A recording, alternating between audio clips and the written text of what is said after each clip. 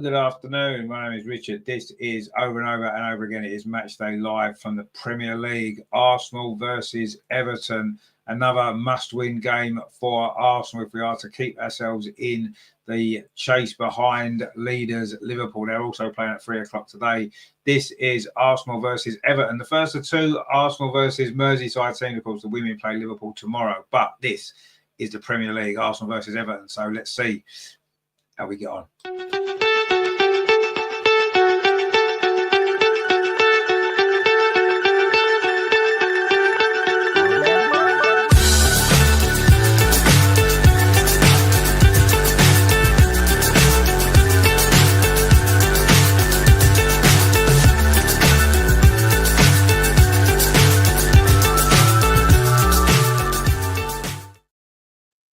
So, of course, it is Arsenal versus Everton, as we said, from the Emirates Stadium. Everton have only won here once since 1996. Incredible. And that was, of course, during that COVID season, if you remember, when they won 1-0 here at the Emirates. But that's a very rare victory for them. We've got such a great record in this fixture. But we're anticipating a tough game. We know Sean Dyche knows his set pieces. He's probably going to have a plan to defend. And they're going to be dangerous at the other end from set pieces as well, aren't they? So what is the team news then from this game? Well, let's have a look, shall we? So this is our Arsenal lineup. There are not too many surprises. It's David Raya in goal. Juran Timber's now at right back. William Saliba. Gabriel is back. He's fit. He plays at centre back. And Miles Lewis-Skelly keeps his place at left back. In midfield, it's Mikel Merino, Declan Rice, and the captain, Martin Ødegaard. And then in the front three, it's Bukayo Saka, Kai Havertz, and Gabriel Martinelli. So on the bench then for Arsenal is goalkeeper Alberto Neto, it's Kieran Tierney, Jacob Kiwior, Jorginho, Thomas Partey, Ethan Nwaneri, Leandro Trossard, Raheem Sterling, and Gabriel Jesus. For Everton, then, this is how they line up. In goal, it is Jordan Pickford. They're back for Ashley Young, Jared Branthwaite, James Tarkowski, who's their captain today, and Vitaly Mikalenko. In midfield, it's Aurel Mangala, Idris Agay, Ilman Ndiaye, and Abdoulaye Decore. And then it's Jack Harrison will be playing just behind Dominic Calvert-Lewin.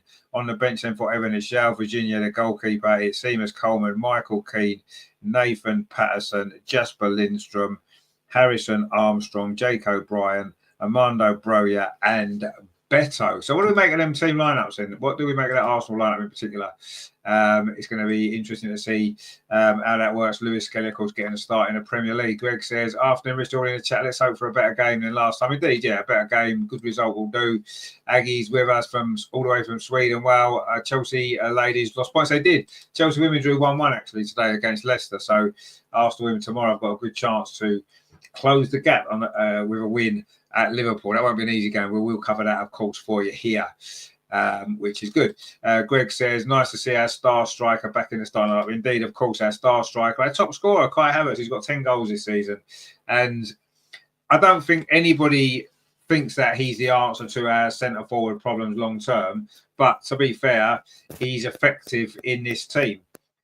We need a better centre-forward. We need a natural centre-forward. Absolutely we do.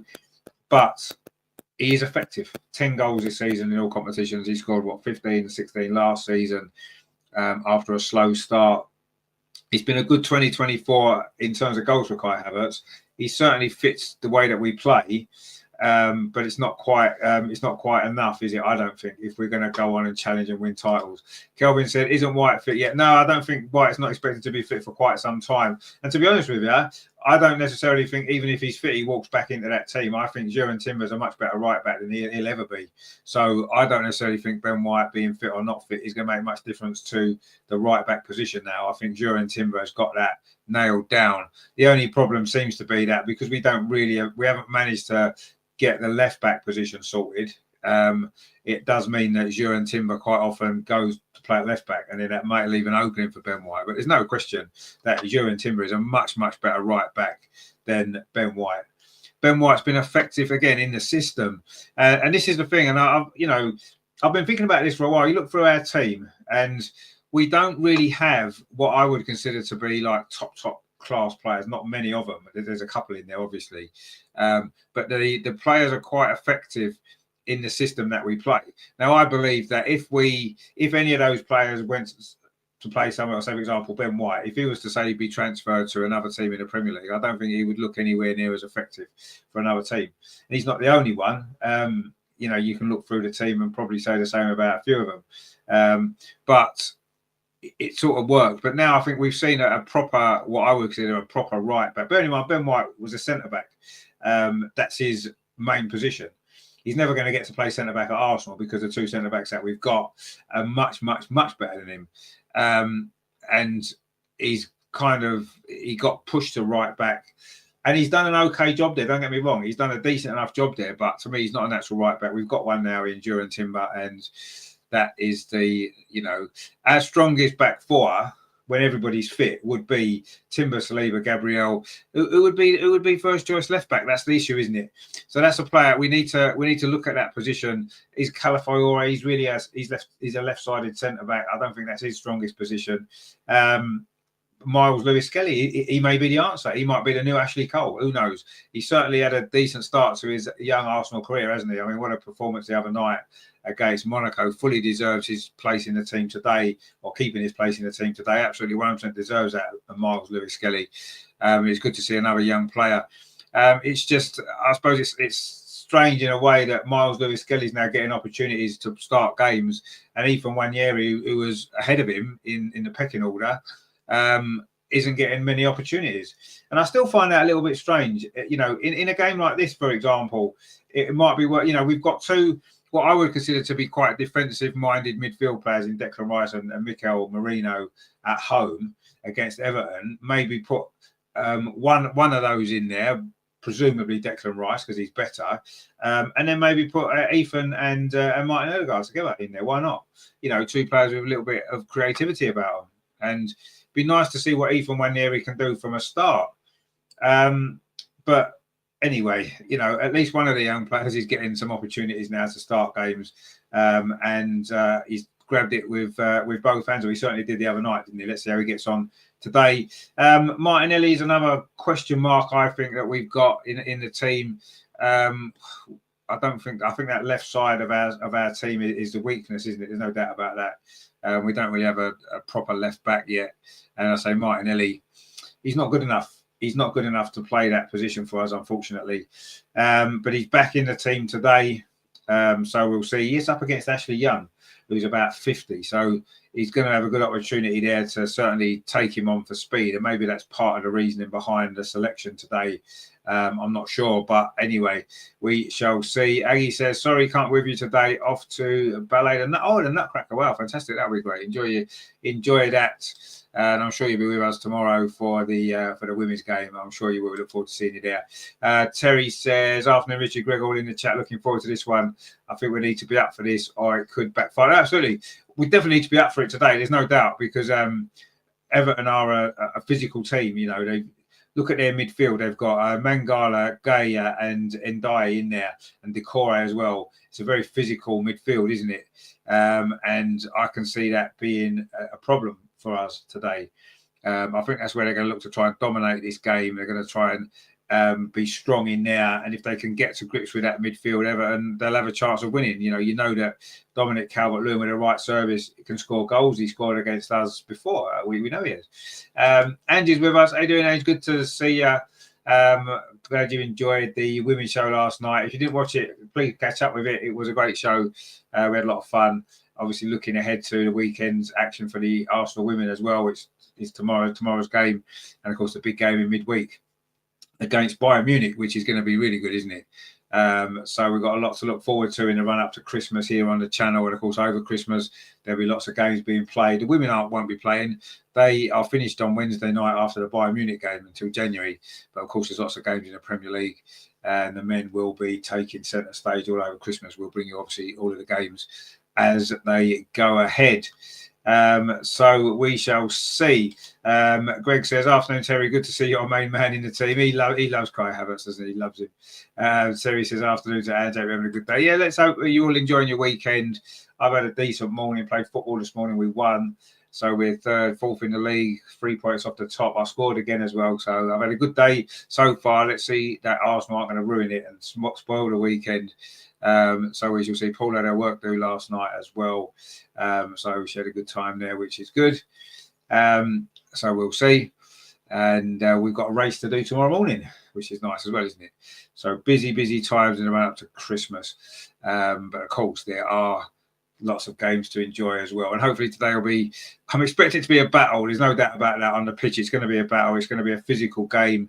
We need to match Everton's physicality. Obviously, we're a better team than them. We've got better players than them, but we have to match their physicality, because if we don't, then we're gonna struggle, aren't we? Because you look at their midfield. I say they're very, very physically strong. They're going to be, trying to win that battle. I think Everton is their only real chance, isn't it? And then they're going to hopefully, come unstuck with our set pieces. But we'll see. I mean, you'd imagine if any manager would know how to defend a set piece, it's going to be Sean Dyche, isn't it? So there we go. And says, yes, a chilled Saturday and hopefully a good win. Exactly, yeah. It's I'd say it could be a good weekend, couldn't it, with 2 wins against the Merseyside teams. That'll be nice, won't it?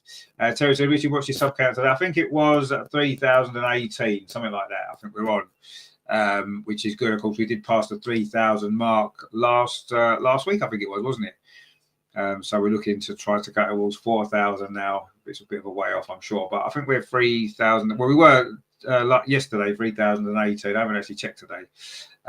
So if you are new here, please consider subscribing. It is free. You just click the button that says subscribe and you're subscribed. Simple as that. And then every time we put a show on, you'll get a notification to know that we've gone live, and you can come and join us in the chat. We love to get new people involved. We'll always try and put your comments on the screen, as long as I don't miss them. I'll try not to.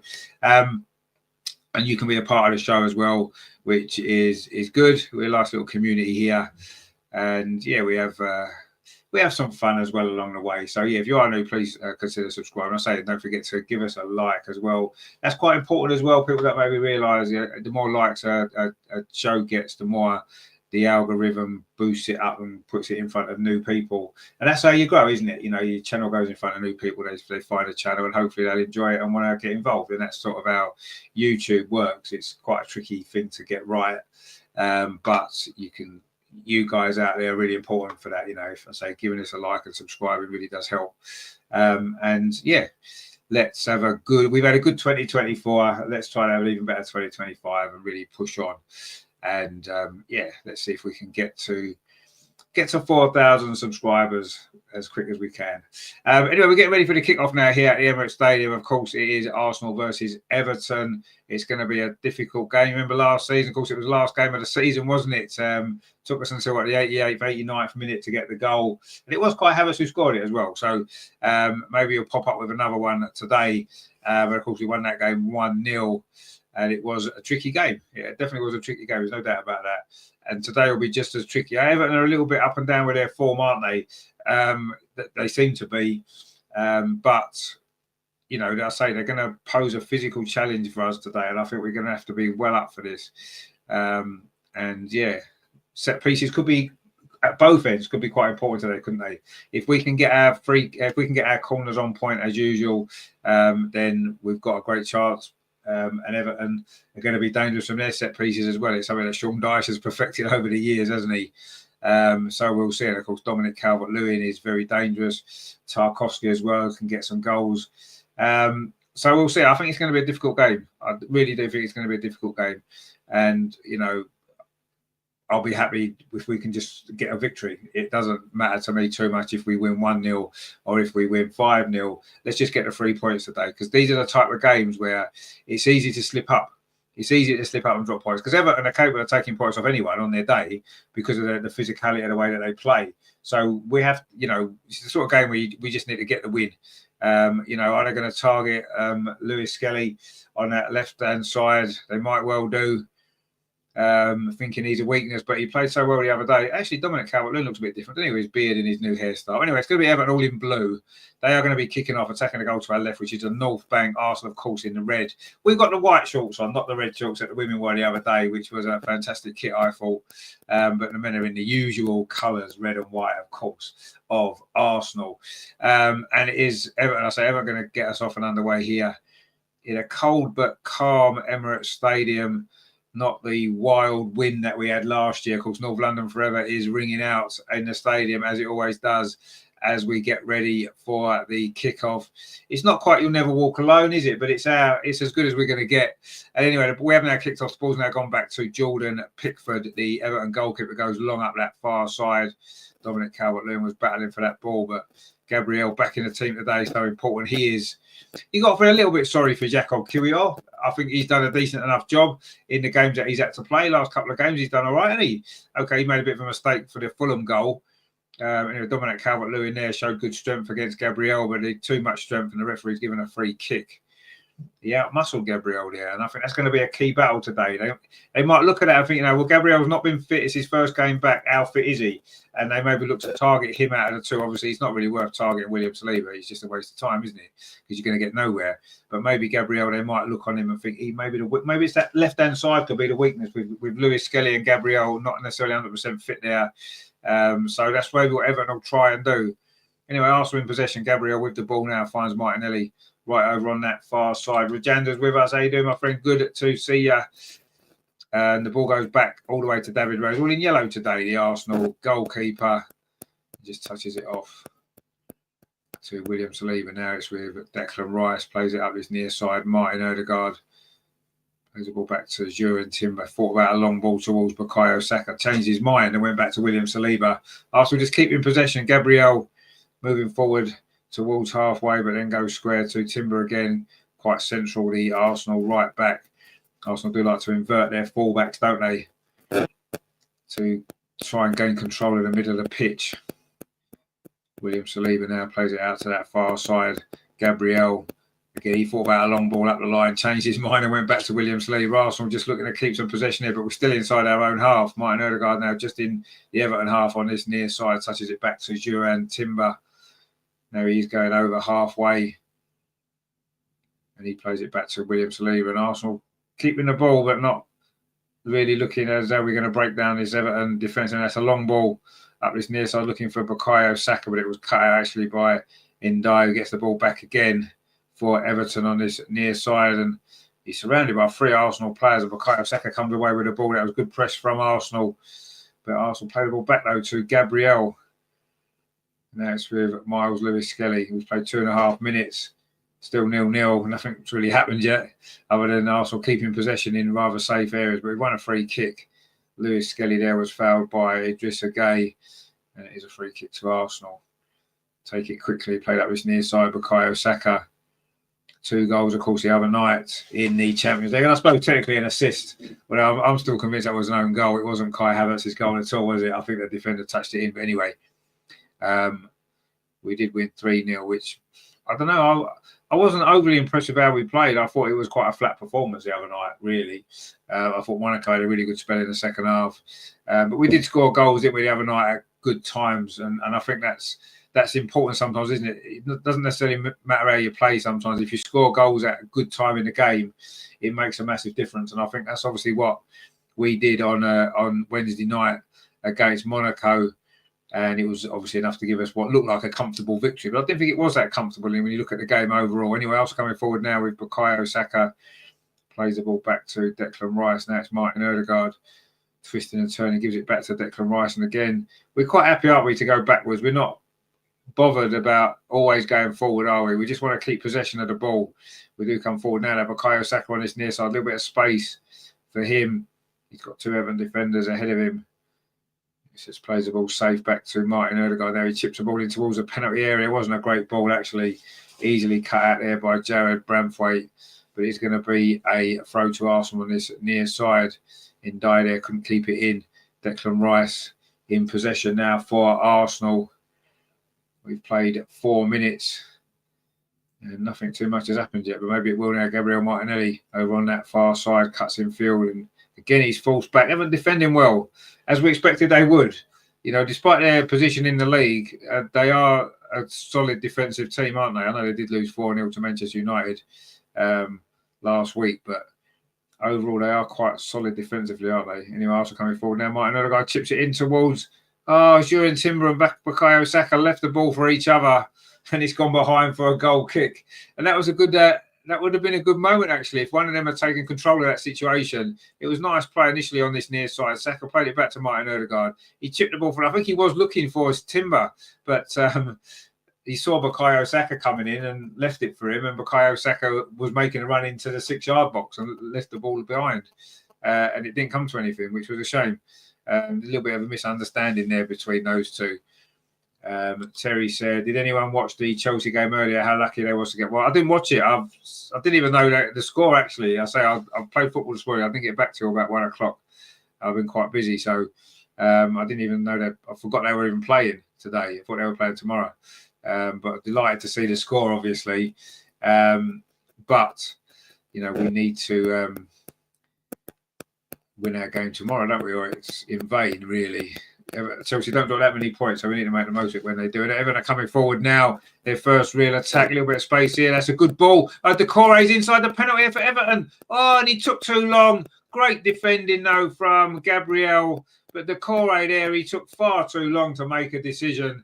He needed to shoot much earlier. He gave Gabriel the opportunity to come back at him. That was really good play, though, from Everton on the counter-attack. It was a good ball to Decore. He took too long about it, didn't he? And in the end, a great chance for Everton goes bigger. It's a corner, though. We played 6 minutes. And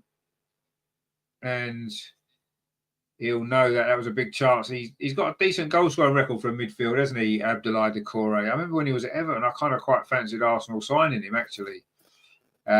Anyway, this is the first corner of the game. It is an Everton corner. And James Tarkowski was basically wanting to swap the taker. And it's going to be Idrissa Gueye who's going to take this, I think.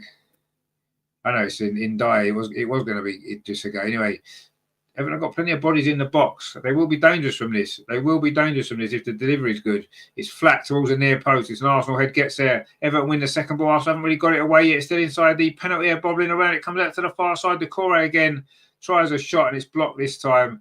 And now Arsenal can maybe launch a counter-attack. Bukayo Saka over on that far side. But again, Everton back in numbers quickly. You can see what their tactic is. It's just to get everyone behind the ball. But we knew that's what they would do. You know, Everton aren't going to come here and play expansive football. But that was the first real chance of the game, was an Everton chance on the counter-attack there. And Abdoulaye Decore allowed... It's a good piece of defending from Gabriel, but Abdoulaye Decore allowed him that opportunity by taking too long. Anyway, that's Martinelli over on that far side for Arsenal. Is he going to get this shot away? And that's a good block again defensively for Everton. That was James Tarkowski at that end. So the two number 6s have both made important blocks, very, very close together here. Gabriel Martinelli having a run there over on that far side.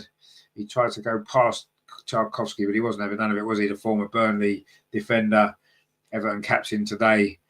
And it's gone behind for a corner. Arsenal's first corner now. How do Everton deal with this? Are they going zonal? Are they going man for man? It looks like they're going zonal, as most teams do. And they're certainly not doing the Monaco tactic of getting 3 players up the pitch to try to clear the box a little bit. So let's see what Declan Rice's delivery is like. It's usually pretty good. And how can Everton deal with this? How can they defend this? Teams have had so many problems. They have got a man close there. It is Idrissa Gueye. He's really close to Gabriel. Gabriel does get a run on him. He's headed out, or was it Pickford's punch? I'm not sure, but Everton do manage to clear that ball away. And it was a dangerous ball in, but Arsenal wasn't able to get a finishing touch on that anymore. Miles Lewis-Skelly's now got the ball over on the right-hand side, and he's going to stay out there for the time being. And the ball's now back with David Raya, about 20 yards outside the Arsenal penalty area. And now William Saliba touches it off to Julian Timber on this near side. Timber plays it back into Saliba. Oh, it's almost a giveaway there from Saliba. Declan Rice had his work cut out to win the ball, but he done well. Now Lewis Skelly's got a little bit of space in midfield, plays out to that far side to Gabriel Martinelli. Arsenal trying to stretch the Everton defence. Martinelli now got 2 defenders around and plays it back to Lewis Skelly again. Now it's with Gabriel And Arsenal knocking the ball around well without really creating too much at the moment. But we'll see Lewis Skelly over on that far side touches it out to Mikel Merino, plays into the box. Martin Odegaard's first time shot over the top of the crossbar, and he missed a couple of big chances the other night, didn't he, Martin Odegaard? And he's not maybe firing on all cylinders since he came back from his injury. Certainly not in front of goal. The only goal he scored since he came back was that penalty, of course, in the recent game. Oh, is that penalty against actually? I can't remember. Anyway, that's the only goal he scored. And they're just showing that Decore had hit it then, and he didn't. And then Gabriel was able to come back. What's he waiting for? What's he waiting for? An invitation? I mean, the shot would have been on target, but he just took too long, and Gabriel was able to block it. Everton aren't going to have too many opportunities like that in this game, are they? And if they are going to cause us problems, they're going to have to finish much better than that. But that's Everton's problem. They don't score many goals, do they, Everton? So you'd imagine that this game has already got the pattern after 10 minutes that we expected it would have. Lots and lots of Arsenal possession, everyone behind the ball. Making it difficult for us to create too many clear opportunities. Martin Odegaard did have one a few moments ago, a little bit of space inside the box, but fired a first-time shot over the crossbar. But yeah, this is how we expected the game to be. If we're honest, let's be truthful here. We wasn't expecting a really open game. We know Everton will be very, very defensive-minded, and it's just a matter of how quickly or how soon Arsenal can get the first goal. Obviously, the quicker the first goal comes, the better. And Martinelli's now in over on that far side. This is a chance. Pulls it back to the edge of the box. Wasn't a great ball. Braithwaite was there with the clearance. He's a very good young defender, actually, Jared Braithwaite. Anyway, Martin Odegaard now plays the ball up this near side to Bukayo Saka. Bukayo Saka plays it back to Declan Rice. Chips it into the box. Headed out, though, by James Tarkowski, who's had a good start to this game. The Everton captain.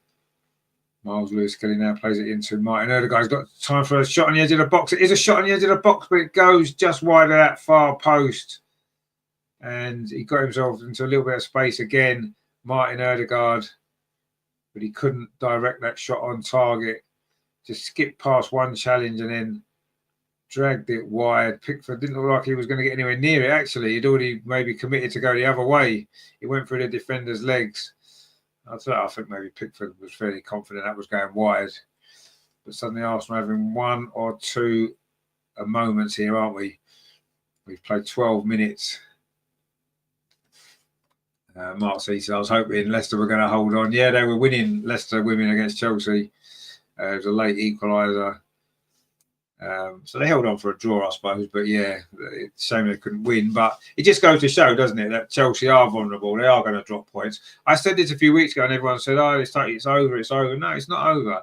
We keep winning, they're going to drop points. Man City will drop points. We just have to keep on going. We might have dropped all our points already. You know what I mean? Let's just believe it can happen. And I think today shows, doesn't it? I didn't watch the game. I'll watch highlights later, but it just goes to show, doesn't it? Chelsea will drop points. They're not going to win every game. Nobody's going to win every game. They will lose. They'll lose a game or two. We need to keep winning and taking advantage of that. So let's see what happens tomorrow. It's a good opportunity for us here to claw back 2 of those points. We'd be 7 behind them. I mean, okay, 7's still a lot, but it's a lot better than 9, isn't it? So let's make the most of that. Anyway, we'll talk about that tomorrow. What about that tomorrow? At the moment, it is the men in action, and they're playing pretty well without really creating too much as yet. Martinelli over on that far side, seen a lot of the ball. Obviously going to be targeting Ashley Young, you do feel. He's old enough to play for our vets team, I would imagine. Anyway, Martinelli again over on that far side, cuts in field, plays a square ball, ref gets out of the way. The ref's Craig Paulson, by the way, played up this near side to Bukayo Saka. He was inside the box, but he's taken it out. In fact, he's offside. And it's going to be a free kick to Everton. We've played 13 and a half minutes.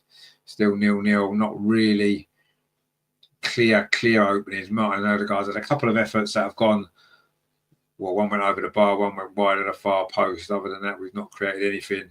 I say the clearest opening was Everton's. Abdoulaye Doucouré ran through but delayed his shot. Gabriel cleared it away.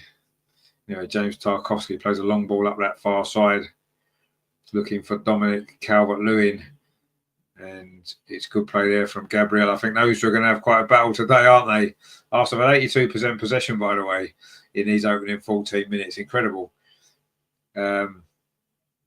Anyway, Everton are in possession at the moment. That's a long ball forward. There's no Everton player there. It's headed away easily by William Saliba and in Bukayo Saka. And now it's with Jurriën Timber. Plays it back to William Saliba. Now it's Declan Rice bringing it forward through the midfield. Plays it square to Miles Lewis Skelly. Dinks the ball over the top, over on that far side. Gabriel Martinelli is going to keep this in. In fact, he's offside, so it doesn't matter that he will keep it in because it is going to be a free kick to Everton. Now, Martinelli's got the pace to get past Ashley Young all day long, hasn't he? Why he needed to go that early, I do not know. Terry says that Chelsea didn't really create anything, didn't they? I haven't watched the game. I will catch up on the highlights later. But it's a shame that they dropped points, isn't it? What a shame. Anyway, it's a free kick to Everton. Over on that far side, James Tarkowski takes it quickly, finds Jared Bramthwaite, touches it in to midfield. Everton now looking to come forward here in Day. Does a little bit too much, and Declan Rice just takes the ball off him. Now finds Bukayo Saka on this near side, coming forward with his left foot on the right-hand side. Always looked a little bit strange, but it's effective, isn't it, for Bukayo Saka? There's no doubt about that. Anyway, the ball's out of the other side with Gabriel Martinelli. I'd like to see them change wings on occasions, you know. Anyway, the ball's played in now to Mikel Merino. Can he get the cross in? He does get the cross in. He goes over the head of Bukayo Saka and Everton clear it away anywhere. It seems like it will do for them. And in fact, it was a good ball. Mikalenko now can bring it forward on this near side. The Ukrainian. And he claimed it was his ball, but it's been given to Arsenal. It's a throw which Jurriën Timber's going to take. 16 minutes played. Sean Dyche doesn't look very happy with his arms out by his side. Difficult to know who that actually came off in the end. It was a bit of a battle there, wasn't it? And in the end, the assistant referee gave it Arsenal's way. William Saliba now in possession. Inside the Arsenal half, finds Timber on this near side. Just goes over halfway now. Declan Rice gives it back to Timber. Now it's with Martin Odegaard. On this near side, he's got Saka outside him. There's two Everton defenders in front of him. Plays the ball square to Declan Rice. Throws it into Saka again inside the box. Lovely feet. The shot comes in, but James Tarkowski blocks it. That was good defending again by the Everton captain. And Saka suddenly sprang into life on the edge of the box here. Lovely feet. Managed to get the shot away, but it was blocked by the sliding James Tarkowski. And now Saka's back in possession on this near side. Havertz goes around the outside. I haven't really seen anything of Havertz at all so far. And he's just conceded, a free kick, I think it is, for a foul on Jaden Bramthwaite. Yeah, we haven't really seen Kai Havertz at all yet, have we? But first time I've mentioned his name. Sean Dyche is complaining about something again. But that was a ball there. Kai Havertz trying to get in. And I mean, maybe that should have been a corner, but I think it's actually been given as a foul. It was quite a clumsy challenge, really, wasn't it? They're just showing the Bukayo Saka effort there. Great block from. In fact, it is a corner. It was given. I mean, it looked like it was a corner. They're just unsure whether or not the referee was going to give a free kick. That's probably what Sean Dyche was complaining about. So this is their second corner. This is the first one on this near side for Bukayo Saka to take. Everton just about survived the previous one. Are they going to survive this one? Do they have a plan? Not sure if they do. It's very zonal, the marking. Bukayo Saka is going to put this ball in, probably towards that near post area. Everyone came in, everyone went out, and they're back in again. Saka delivers towards that edge of the 6-yard box. Everyone head it away, but they've got no one up the pitch. And they still haven't used a Monaco tactic, have they? They're just playing a normal defensive position for a corner. Bukayo Saka now on his near side, tackled by Mikalenko. And now suddenly Everton have got a chance here to break forward, but Saka wins the ball back. It's a good tackle. That's the desire for Bukayo Saka there, to win that ball back. Martin Odegaard now plays it square to Miles Lewis Skelly. Touches it off to Declan Rice. Gets it back again at Lewis Skelly. Plays it out that far side. Gabriel Martinelli can't go past Ashley Young, who takes the ball off him. And now Everton's trying to come forward with Dominic Calvert-Lewin. He's got two Arsenal defenders around him. Couldn't get past them. And Everton just can't keep the ball up this end of the pitch at all, can they? Arsenal just winning it back. Mark C says there, Martinelli needs to deliver today. He's up against the 39-year-olds. No excuses. Exactly, yeah. And so far, he hasn't really done enough when he's had the ball, and Ashley Young just took it off him now. Is he 39 actually? I thought he was older than that actually, but anyway, he's doing well to still be playing in the Premier League, to be fair to him. He's had a very long career, hasn't he, Ashley Young? Probably not be far off the Premier League record appearances, I wouldn't imagine. Anyway, Bukayo Saka now on his near side, trying to create. He's got Mikalenko ahead of him. Plays it back instead to Juran Timber, now Declan Rice, Lewis Skelly. Just plays it back to Gabriel.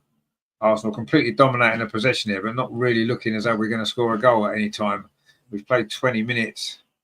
It's been a dominant 20 minutes, but Everton have defended pretty well so far. Royce says, I'm never going Christmas shopping again. I swear they reduce legal car parking by 50%, while doubling the price of parking in London during this period. Please, Arsenal, rescue my stressful day. I do it online, mate. That's what I do. All my Christmas shopping is going to be online. It's the only way. It's the only way. You know, Arsenal won a free kick on this near side. Bukayo Saka was pulled back. It was the linesman actually gave it, not the referee. Tarkowski is complaining about it. The Everton captain. I mean, I don't know. Was there much in that? I mean, he sort of tried to grab him one time. He sort of got the ball. I'm not sure if there is a foul, actually, anyway. Terry says, has a young-looking 39. Must be the bird poo he eats. Does he eat bird poo? Does he actually? Yeah, I don't know. Anyway, I'm sure he doesn't. And he also got a free kick on the edge of the box, but it's slightly over. It's not central in front of the goal. It's over on this right-hand side. It looks as though it's going to be Martin Ødegaard to deliver this ball. Sean Dyche is still complaining. He spent most of his first 21 minutes complaining, hasn't he? Sean Dyche. Anyway, it's going to be Martin Ødegaard to take this free kick. We've got the height in there, of course. Havertz, Marino, Gabriel, Saliba. Let's see if the delivery is going to be good from Martin Ødegaard. Again, the Arsenal players synchronising their movement, but that's not a great ball. And it's headed behind by James Tarkowski. Looked as though if he didn't head that away, that Jordan Pickford was just going to come and get that. And it was, I suppose, a decent defensive header, actually. But it's a corner to Arsenal. We'll take that, won't we? Because, well, you know, it's a corner. And, you know, if you look at the media, they'll let you know, won't they, that Arsenal only ever score from corners. So getting a corner is quite good, isn't it? It's our third corner of the game. The first two haven't really produced too much excitement, if we're totally honest. Maybe this one will be different. Saka is going to take this corner from this near side. It's a bit of a lower one. Flicked on the near post, actually headed away by Everton. Martin Ødegaard heads it back to Bukayo Saka. Lines up another cross, plays it instead to the edge of the box to Miles Lewis Skelly, gives it back to Saka again. This is good play from Arsenal, but the cross is deflected and Everton can clear it away. Terry says, a pigeon pooped in his mouth. Oh, I think I remember that actually. Yeah, no, you remind me. Yeah. Royston says 81% ball possession, but no shots. I'll go, yeah, well, that's Mikel Arteta's tactics, isn't it? That's what he likes to do. It's all about possession of the ball. I remember Brian Clough, and he was a great manager. He always said, didn't it? It only takes a second to score a goal.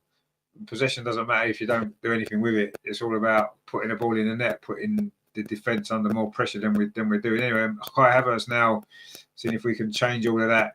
The ball goes out to the far side. Now it's with Miles Lewis getting a nice turn from Martin Ødegaard, but Mikel Merino couldn't get there, but he has won the ball back well. Finds Martinelli over on that far side. To be fair, Ashley Young's been getting some protection over there by Idrissa Gueye.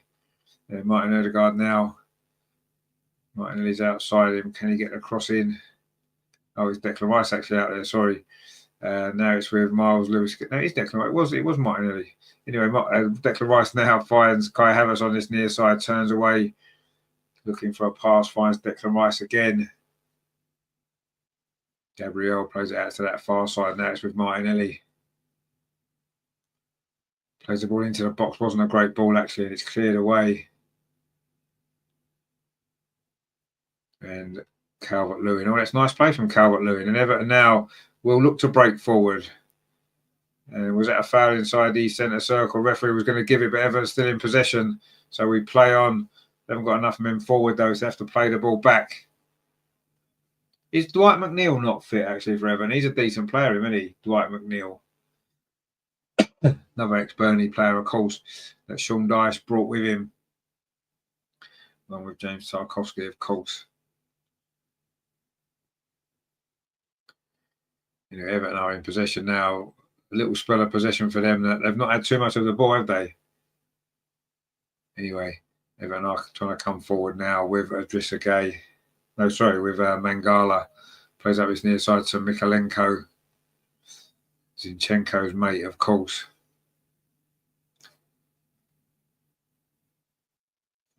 Mikalenko now on his near side. Plays a long ball forward, but there's no Everton player there. And it's gone all the way through to David Raya. We've played 25 minutes. And Arsenal haven't really threatened to score as yet, despite, as we said, over 80% possession we did have. I don't know if it's still the same. It might have dropped slightly because Everton did have the ball just briefly. There's a long ball played up towards that far side. Ashley Young lets it go. And he's going to be a throw to Everton in front of those Everton fans. It was William Saliba's long ball. And Ashley Young has got the ball in his hands. Carl says, Havertz isn't working for us. It's so predictable. Well, it is, yeah. But, I mean, he's been fairly effective for us in that position. I agree. It's not good enough. And these are the type of games today, aren't they, where I think that clinical centre-forward is so important in these type of games because we're not probably going to get lots and lots and lots of good chances because of the way Everton are going to defend.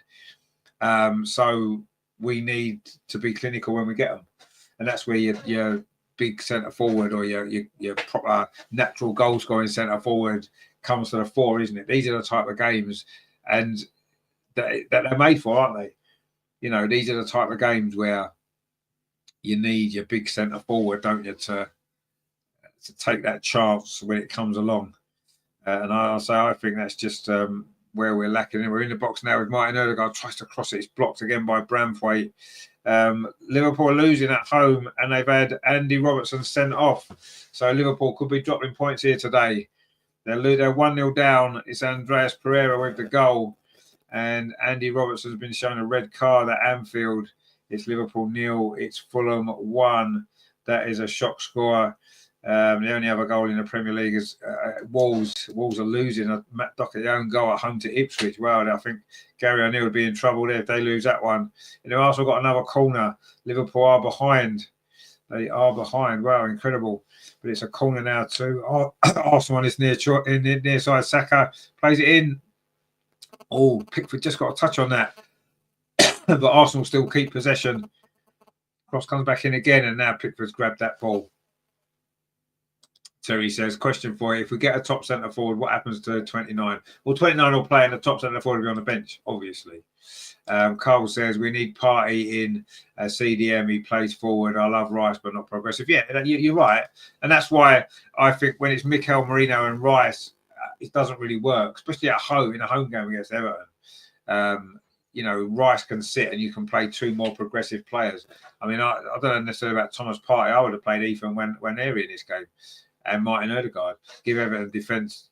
They'll pull Everton defence around, isn't they? But anyway, let's see. But yeah, Kai Havertz isn't. Well, what would happen to him if we buy a centre forward? I say he'd still probably play, wouldn't he?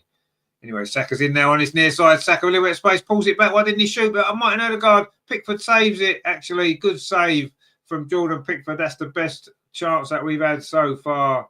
Saka got clear down his right-hand side. Maybe could have tried a shot. The angle was tight. Instead, he pulled it back. It was a slip, actually, by Mikalenko. And Saka did well and pulled it back to Martin Odegaard. Took a touch, and then Pickford made a good save, actually. First save he's had to make. And it was Saka again looking for another assist. And it was a decent save, actually, there. Because the ball took a little bit of a deflection. Could have gone anywhere, actually. Instead, it's gone out for a corner, which Declan Rice is going to take over on that far side in front of the Everton fans. Declan Rice's ball towards the near post, and Pickford doesn't really get there. He claims he was fouled, but Everton do manage to scramble the ball away in any case. And then Saka hooks it back in, and then it's headed back to Pickford. Under pressure from Kai Havertz. He's done a strange punch there, Jordan Pickford. He got away with it, though. And Everton can just play the ball out. We've got Salah there, says, first time on the channel, please welcome me. You're very welcome, my friend. Always, you are very welcome. Please give us a like and subscribe, and you'll be even more welcome. But you're definitely welcome. Thanks for joining us. Juran Timber now in possession for Arsenal in a midfield position, knocks it back to William Saliba. Arsenal still not really creating too much, but a big chance just there for Martin Odegaard. Ashley Young's defended well, actually, over on that far side again, heads it out. It's going to be a photo to Arsenal. That was a strange piece of goalkeeping by Jordan Pickford there, actually. He thought he was going to pick the ball up.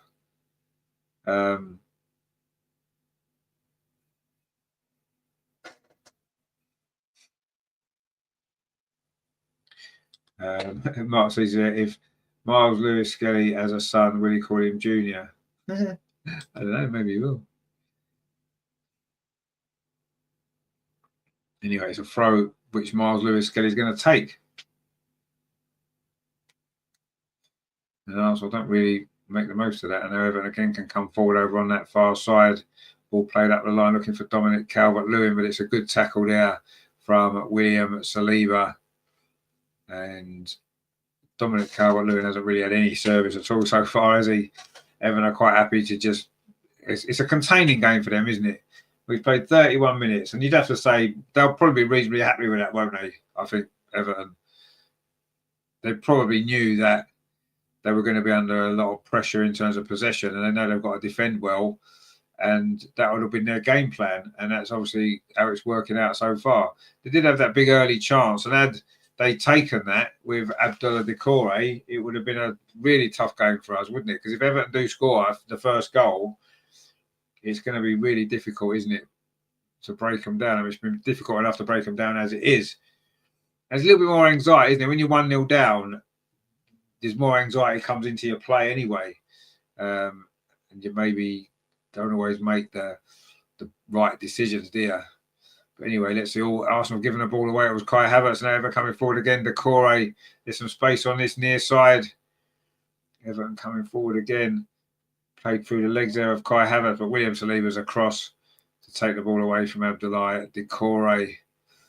And Everton again didn't really make the most of that potential counter-attacking opportunity. And now it's gone out for a throw. It was Ndiaye there on this near side. Couldn't play the ball through.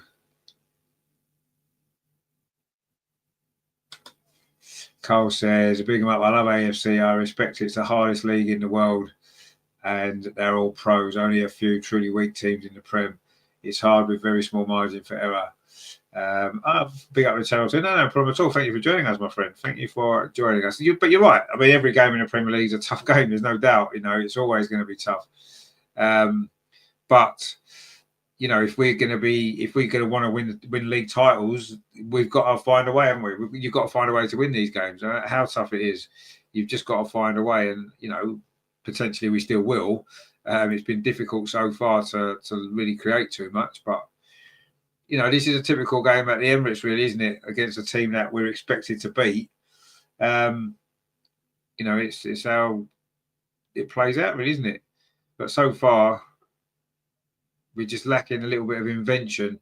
You know, someone mentioned, I don't know, was it you, Carl, mentioned about predictable? And you're right. We are very predictable. I think we've always been quite predictable anyway, but it seems to work most of the time in any case, because we've got those little moments of magic that make the difference. Everton are looking to come forward. In fact, they've won a free kick if they were on that far side. In fact, there's a player gone down injured for Everton, and they've won a free kick. Sunday says thank you to chat. I feel at home already. Oh, good stuff. I'm glad you feel at home. You're welcome. Come back anytime. We're happy for new people to join us. That's what it's all about, isn't it? That is what it's all about.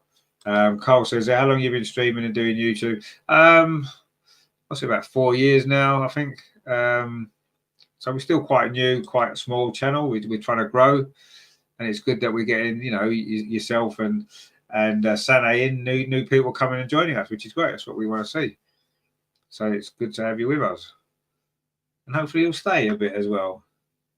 We do cover the Arsenal women as well, if that's something that you like. We'll be here for the game tomorrow. We had a show last night, the women's show that we do every week. And yeah, anyway, Sean Dyche is moaning again. I wonder he can never speak after a game. He spends the whole day moaning, doesn't he? Anyway, the injury, I think that's Idrissa Gueye, isn't it? He's back up on his feet again. We're into the last 10 minutes of this first start. It's been quite frustrating, to be fair. Arsenal have a lot of possession, we've said, but not really created too much with it. We've had 1 or 2 big chances, though. Martin Odegaard's, they've all been to him, actually. He hasn't managed to find a target. Jordan Pickford with a long ball over on that far side, but it's a free kick. James Tarkowski there, a little bit too, or was it offside maybe? The linesman's got his flag up anyway, and it is going to be a free kick to Arsenal just outside the penalty area over on that far side. And Arsenal looking to try and find this breakthrough, which is going to be so important in a game like this, isn't it? The longer it stays at 0-0, the more confidence everyone will be getting. And they've had 1 or 2 counter-attacking moments. They've lacked the quality, haven't they? But anyway, it's just, can we find that breakthrough? Because eventually the game will open up a bit more, won't it? I'm sure. Anyway, David Raya now got the ball back from Saka, just comes outside the penalty area, pops it into Miles at Lewis Skelly. Again, he's looking confident and comfortable, isn't he, at this level? Nothing to worry about so far from him. Carl says Ola should have had 2. Well, he could have had 2, yeah. He's had 2 big chances. I mean, the Pickford save was quite a good save, I suppose, but you should really maybe be scoring there, shouldn't you? And the one before that he fired over was a good chance. Anyway, Everton trying to come forward now on that far side. Calvert-Lewin looking to try to put Gabriel under pressure, but the big Brazilian won his header, and Arsenal now can come forward on the counter-attack. But that's a poor ball. It's going to run through to Jordan Pickford. Mark C says, not putting enough pressure down the left flank. No, we're not. We're not really putting enough pressure anywhere. It's just nice, comfortable passing, isn't it? We're not really showing any invention or intensity in and around the penalty. Only really Saka's done that. And a couple of times he's got himself into a couple of good positions. Calvert-Lewin wins that header for Everton, flicks it on, but there's nobody there. And William Saliba can tidy it up. We played 37 minutes at the Emirates. It's still 0-0. That's another poor ball forward that Saka couldn't quite get under control. It's gone out for a throw to Everton. And they'll be delighted, won't they, with how this first half's gone for them. They would just be absolutely delighted, because their game plan would have been exactly this, wouldn't it? You'd imagine. I mean, it'd be a little bit frustrated, Sean Dyche, that they didn't take that early opportunity that they got. But other than that, I would have thought he'd be really happy with how they've played. And if they keep playing and defending this well in the second half, then it's going to be difficult for us, isn't it? Anyway, it's a throw to our Everton now on this near side to get a rare attack going. So look at the other scores. Fulham are still 1-0 up at Liverpool. Liverpool down to 10 men. Fulham are a good side. We know they're a good side. They obviously we could only draw with them last week, and we've struggled against them, haven't we? And Liverpool say down to 10 men. So an opportunity here for Arsenal to try and claw some more points back. Obviously, Liverpool didn't play last week, so we managed to get some points, a point back there. We can't afford to drop any more points today. If Liverpool do lose or draw today, we need to take advantage. That's how you win league titles, by taking advantage of your title rival slips. Anyway, Everton couldn't keep the ball in on this near side. Mikalenko has gone out for a throw, which Duran Timber's going to take. We've got 6.5 minutes until half time. Not been the greatest first half, you have to say. Not the most exciting first half. I mean, Arsenal are playing pretty well in terms of possession of the ball. We just don't look as though we're going to score a goal at any point. We don't look as though we're going to score a goal yet, do we? We need some little bit of inspiration from somewhere, and then I'm sure we will. Anyway, Duran Timber trying to bring the ball forward, touches it back instead to William Saliba. And the game's now at walking pace. The ball's now back with David Raya. just outside the penalty area, touches it off to William Saliba. And the pace of the game's dropped completely now into the last 5 minutes of this first half. Arsenal 0, Everton 0. And that's probably about where the fair scoreline, really, for all our possession. We've not created nearly enough chances. Williams leave a long ball forward, not a great ball, headed out by Mikalenko, and Everton pick it up again. And now it's back with Jordan, Pickford in green, light lime green. Tarkowski there took a bit of a risk, got away with it there. The ball came off Martinelli. He didn't want it on his right foot, did he, James Tarkowski? And he was saying that to Jordan Pickford. And almost a mistake there from Everton. And a rushed clearance there from Tarkowski. He got away with it, though. He got away with it. Kieran Tierney's warming up. Not quite sure what he's warming up for. But he's going down the tunnel. Is he going to come on at half time? Kieran Tierney. Surely Miles Lewis-Skelly's done all right, hasn't he? He don't deserve to get taken off. He's not injured, I don't think. Or maybe he is anyway. Kieran Tierney's had a warm-up and now he's gone down the tunnel, which could suggest he's coming on. Wouldn't that be a turnout for the books, eh? Kieran Tierney coming on. Wow. Can I remember the last time he played? Kieran Tierney. It's a good tackle there by Lewis-Skelly. Carl says Everton will nick this. I've seen these games over and over again. Oh, no, you're absolutely right. We've all seen games like this, haven't we? Mark C says, now onto a phase where we're trying to walk it in. Well, yeah, that's normal phase, isn't it? Everton put a cross into the box, headed out by Declan Rice. Martin Odegaard lost the header, but it fell nicely to Kai Havertz. It took too long, was tackled, but the ball does fall Arsenal's way. And now it's Timber up this near side. Arsenal's right finds Bukayo Saka. Kai Havertz was over in space and now he has got the ball at the second time of asking. Pulls it back to Timber into the last 3.5 minutes of this first half.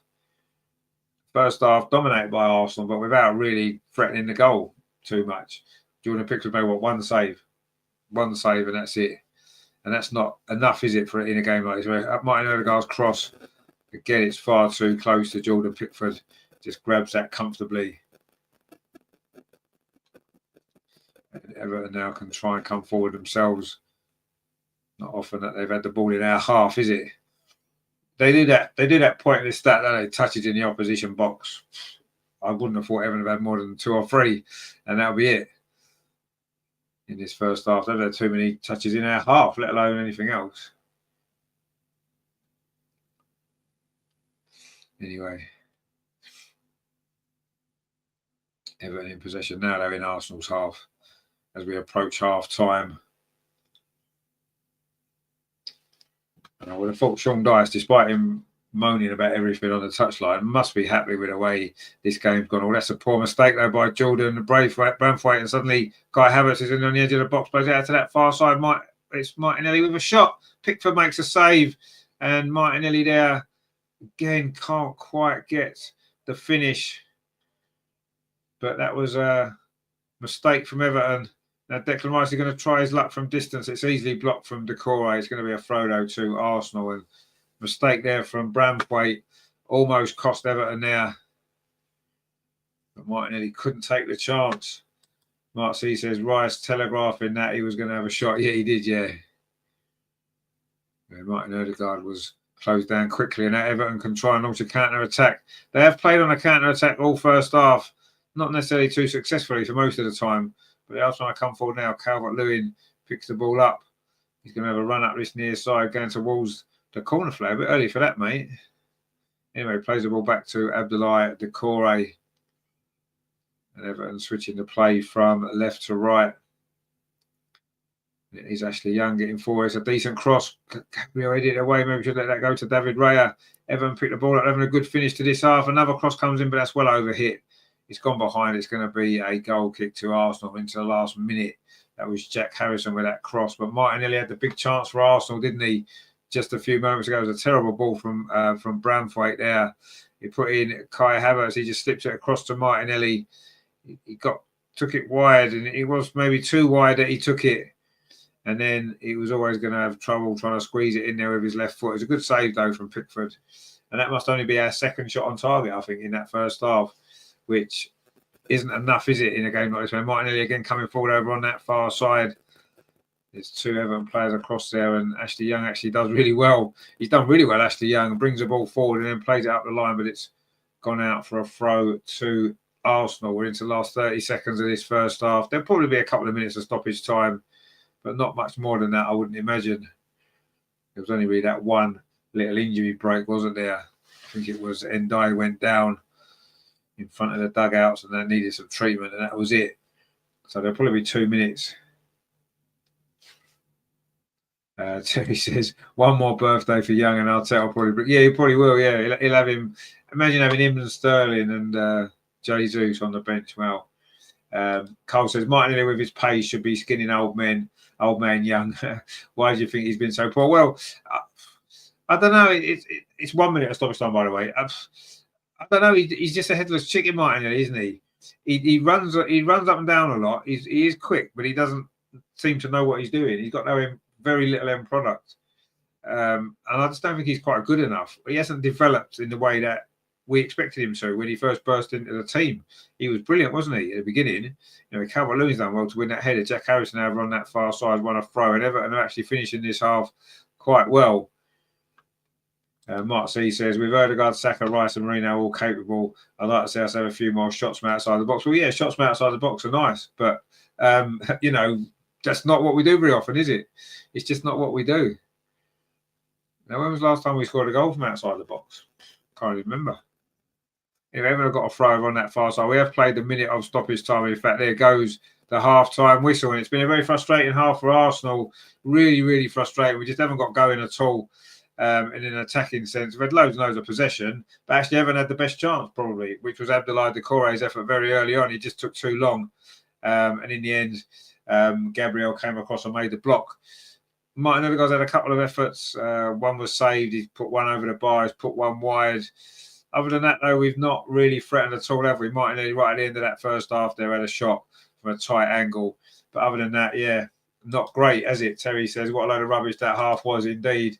Grat says, hi there, what a crappy first half. Well, yeah, I'm glad it's not just me that thinks that first half wasn't very good. I'm glad you guys all agree. And it wasn't a very good first half at all, was it?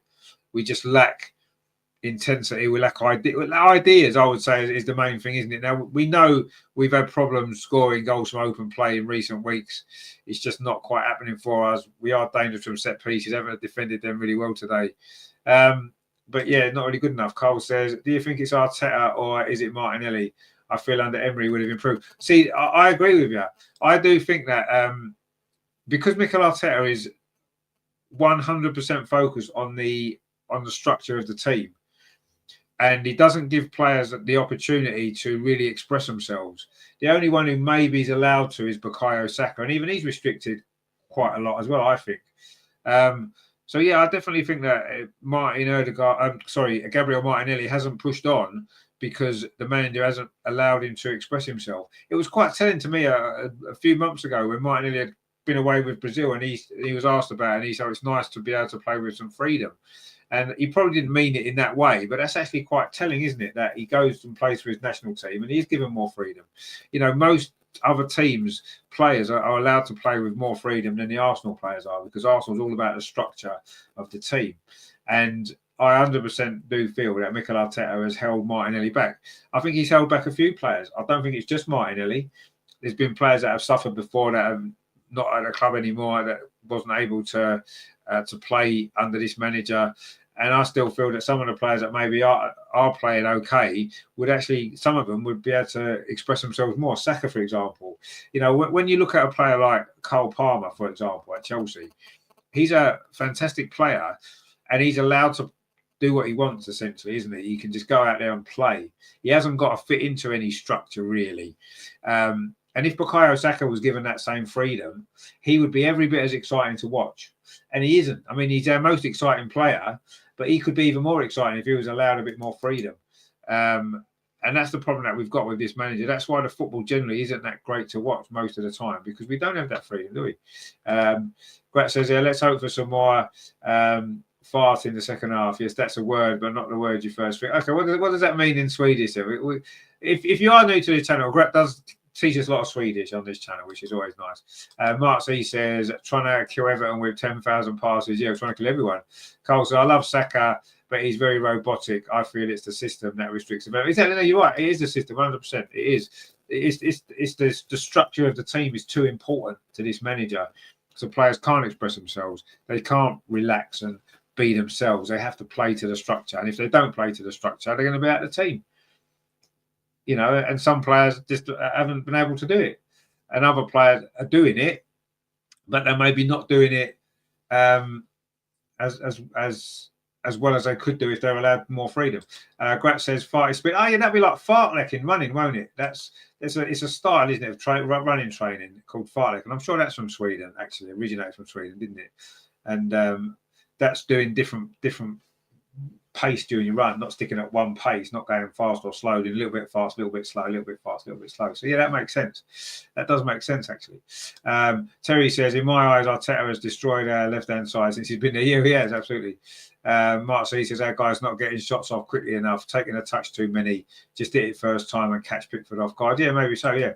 Rajendra says, don't play to the structure and lose easily. No, but who's to say we would? What I'm saying is, every team has to, as a structure. You have a structure in the team, but most other managers will allow a couple of players a little bit more freedom to express themselves, and they don't necessarily have to fit in with a structure. Everybody else does, and you get one or two players that are allowed a bit of freedom. That's why Chelsea score 100 goals every week, because they're allowed to play with that freedom. We're playing with the handbrake on, for want of a better phrase, and certain players in particular are having to play with a handbrake on because they're not allowed to express themselves. And does that mean we would lose? No, I don't think it necessarily means we would lose. Absolutely not. It might give us more chance to win and break teams down quicker because we'd be more unpredictable. You know, how can you, if you're playing Chelsea, for example, I'm using Chelsea as an example because I enjoy the way they're playing football at the moment, right? And if you're playing against Chelsea and Cole Palmer's in the team, how can you deal with Cole Palmer? Because you don't know where he's going to be. You don't know what he's going to do. You don't know what area of the pitch he's going to come and get the ball. If you're playing against Arsenal, you look at how dangerous players. Well, Saka's always going to get the ball on that right-hand side. He's always going to want to try and cut in on his left foot. He's always going to want to play it back to Martin Odegaard. Arsenal are very predictable because all our players are the same. Martinelli is the same way on the left-hand side. You know he's going to run and run and run, but he's never got much of an end product. So it's easy to defend against. And we're too predictable. We're becoming more and more predictable as time goes on, because Mikel Arteta isn't able to adapt and adjust and change things too much, because he's 100% convinced that his structure of his team and his way of playing is the only way to do it. Rajendra says there are eight changes for each game. Who makes 8 changes for each game? We certainly don't. We very rarely make changes unless they've got players injured. So he says, if fart is speed, is that why they call him Farteta? Well, it'd be the opposite of that, wouldn't it? Rajendra says Chelsea have 2 teams, one for Europe and one for Premier League. Well, no, they do, yeah. Although that's not quite. Oh, you mean the 8 changes for Chelsea? But yeah, well, Chelsea are changing it up. But that's what you need to do to keep your team fresh. I mean, they're playing in the Europa League, so they can make all them changes and still get through, because the Europa League's like playing Sunday League football, isn't it? Let's be honest. But yeah, I mean, they've got the players to do that. But even if we've got the players to do it as well, but Mikel Arteta won't do it because Kieran Tierney doesn't trust him. Never going to pick him, is he? Jekyll Kiwior, he only plays him when he literally has to because everyone's injured. Do you know what I mean? Waneri doesn't trust him. Never trust him. Never trust him. Sterling, he doesn't trust him. Well, who would? Jesus, again, not good enough. But there you go. Carl says, I feel our best chance of a trophy is the Champions League. I genuinely believe we could get to the final. The pace, it does, but what we've got to remember is when we're playing against the real top European Champions League teams that know what they're doing in the knockout stage, I don't think Arteta tactically is clever enough against them teams. Every time in Europe he's failed in the knockout games because he isn't clever enough tactically, and we're too easy to work out. So anyway, Terry says, I agree with Jandra. We just have 2/3 of a team for everything. Yeah, that's true. But I don't know. Mikel Arteta doesn't trust his squad. Anyway, I need a cup of tea, actually. So I'm going to make a cup of tea. I've decided I need a cup of tea because I need one to stop me getting stressed out by this game. So stay with us because we'll be back very shortly. Don't go anywhere. And while we're on the break, Make sure you like, make sure you subscribe, and we will see you for the second half, which is going to be better, I hope. See you soon, guys.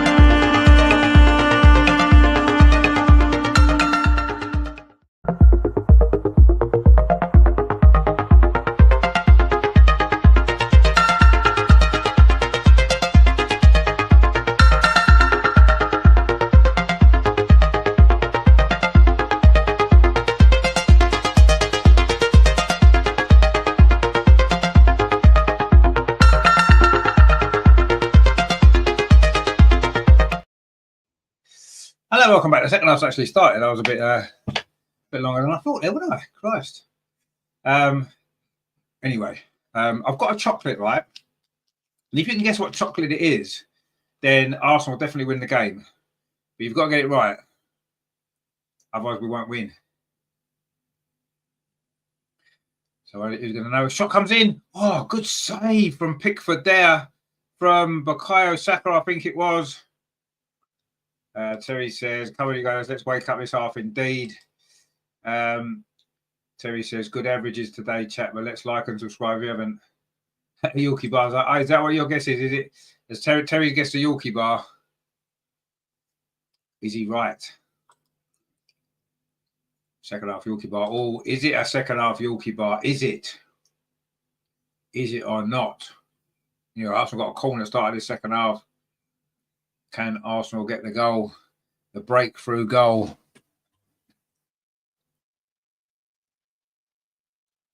Going to be Saka with it from that far side. Bent in. Header comes in straight into the arms of Pickford. It was William Saliba. Actually, it was Mikel Merino, I think. So the chocolate bar is about to be revealed. What is it going to be? What is it going to be? What is it going to be? It is a Yorkie. Look at that. Yorkie bar. Actually, why does it look a bit funny on it, isn't it? It's kind of like see-through. Anyway, it is a Yorkie. So if Nestle want to sponsor me, feel free.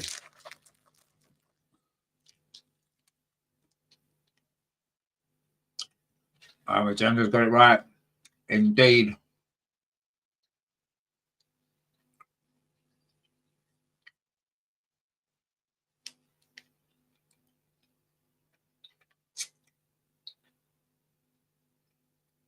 Well, that's good play by, I think it was Decore there. Now, Dominic Calvert-Lewin loses out and Arsenal can look to counter-attack Martin Odegaard. Right, a poor ball. Ashley Young brings it forward. Well, what a run that is.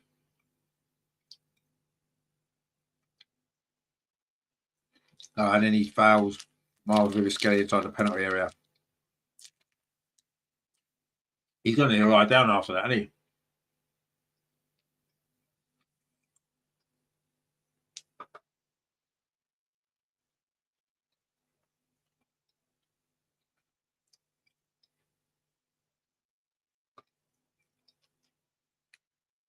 Anyway, I was like back for the second half because it's like being at the game, isn't it? When you go down to get a cup of tea at half time, it takes like 3 hours, doesn't it?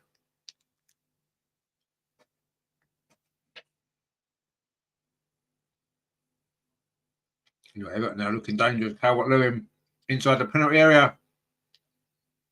Couldn't get across past William Saliba though. Well, now William Saliba's lost the ball.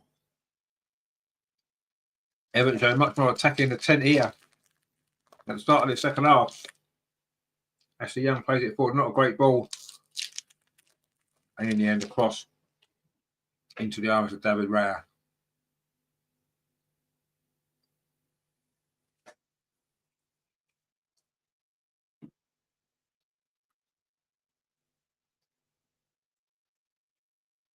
Ashley Young plays up his near side.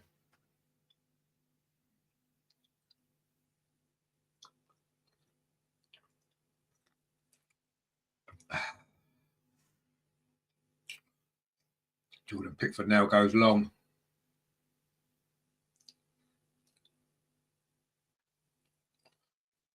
And the ball goes out on this near side. It's going to be a throw to Arsenal. We played nearly 5 minutes in the second half. And Everton have certainly shown a bit more attacking intent. Also had that big chance when Saka's shot was saved by Pickford. That was a good save, actually, by Pickford, you have to say. But other than that, not much else has happened.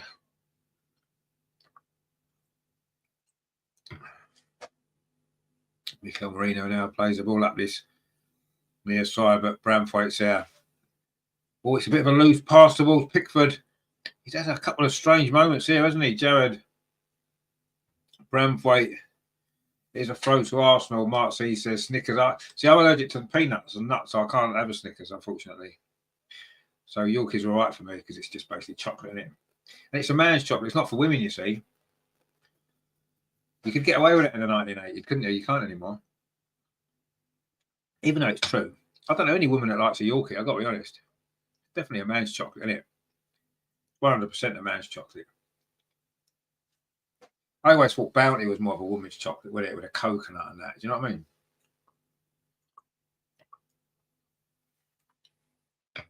But again, you probably can't say that these days, can you? But anyway, nothing wrong with it, is there? Yeah, if you're looking at a chocolate bar, a man or a woman's chocolate bar, nothing wrong with that, is it? Of course, some of them are unisex, aren't they? I think a Galaxy is a unisex chocolate, isn't it? I think anyone can have a Galaxy.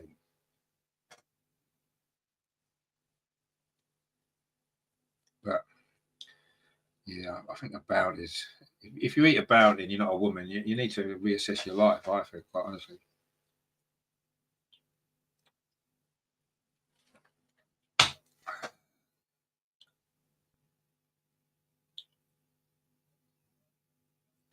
It's a chocolate equivalent of a gin and tonic, isn't it? Anyway, Everton are coming forward on this near side, but not for long. It's a nice flick there by Mikel Merino, actually, but Arsenal falls back. And it's hoofed clear by Timber, I think it was. Kai Havertz does well there, but Everton have picked the ball up again in midfield. So I thought you had to drive a lorry to eat a Yorkie bar. Not necessarily, no. I mean, yeah, I suppose it helps to drive a lorry. But I don't drive a lorry, and I can get away with a Yorkie bar, so it's fine. I don't think it's compulsory. It is compulsory to be a man, though. Of course, in them days, women couldn't even drive lorries, could they? So that's probably why they used that particular job to advertise the chocolate, because the women didn't really drive lorries, did they? Terry's chocolate orange. Yeah, you see, I've got a bit of allergy to orange as well. So Terry's chocolate orange are no good for me either. I have to be careful what chocolates I like a Twix, actually. I think a Twix is good because you get a little bit of both, don't you? You get a little bit of biscuit, you get a little bit of caramel, you obviously get the chocolate. So yeah, I think a Twix is nice as well. That's my other favourite. I don't mind a Whisper either, actually. Whispers are quite nice, aren't they? It's not much to them. I suppose they're a bit like Aero. Do you remember Aero? Whisper's a bit like an Aero, isn't it? Which I quite liked Aero as well, but only the chocolate one. I didn't like the mint one. That tells you something. Mint. The mint ones are nice. What for the Terry's chocolate orange? I don't know. I've never had a mint one actually. They remind me of they smell like after eights, don't they? Not a big fan of after eights either. I like little packets they come in, but I don't like the chocolate. Anyway, Arsenal are attacking, but not with much great purpose. Anyway, Lewis Skelly tries to now, finds Declan Rice. The ball played through. Havertz would have been in, but he got the ball stuck under his feet. And Branthwaite can bring it clear. And he finds Harrison on his near side. He goes long, looking for Calvert-Lewin, who wins a header. And then he does well, actually, Calvert-Lewin. He's done really well. He's not got no support at all. But he's going to carry on his own little merry way up that far side. Plays the ball back, and now Everton coming forward, but Martin Odegaard steps in with a tackle there on Decore, and Declan Rice picks it. Well, it was Mikel Merino. They look quite similar sometimes, don't they, them two? Anyway, there was a foul inside the centre circle. It is going to be a free kick, and it's Kai Havertz that's gone down.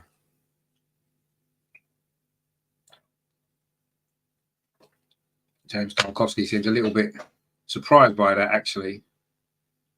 But he did actually win the ball, to be fair to him. He did actually win the ball. Okay, he's kind of gone through the play a little bit, but he has actually won the ball.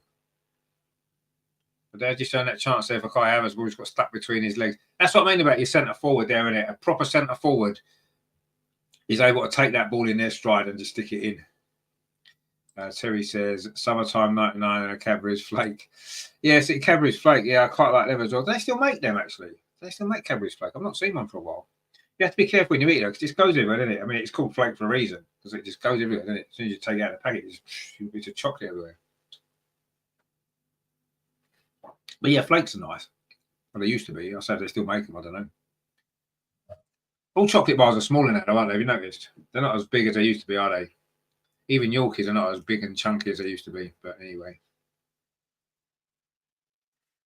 It's because they want you to buy more, don't they? That's what I think it is.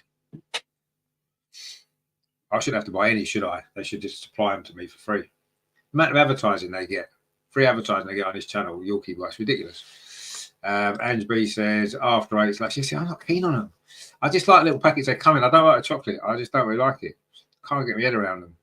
Anyway, Saka over on that far side. Oh, he tackled himself. Bukayo Saka just tackled himself. He's gone out for a goal kick.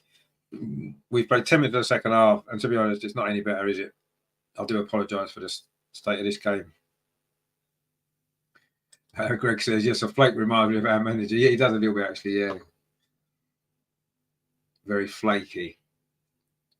Anyway, there's some substitutes warming up. Kieran Tierney is still warming up, by the way. Mate, sit down. You're not coming on, are you? Just sit yourself down, get a cup of tea, get a Yorkie, and enjoy the game, because you're not going to be coming on and playing any part in it, are you? So just, why are you warming up?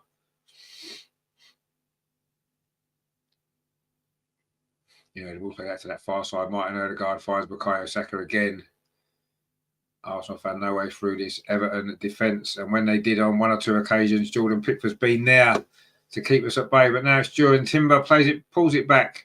But it's cleared away there by Mangala, who's done a decent job in that midfield.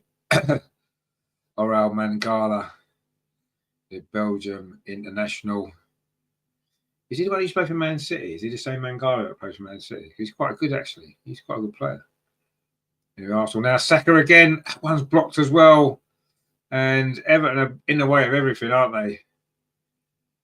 And then they're trying to come forward themselves with a rare counter-attack up that far side. I'm sure that's a free kick. It is a free kick. It was William Saliba. Got a little bit too tight there, didn't he?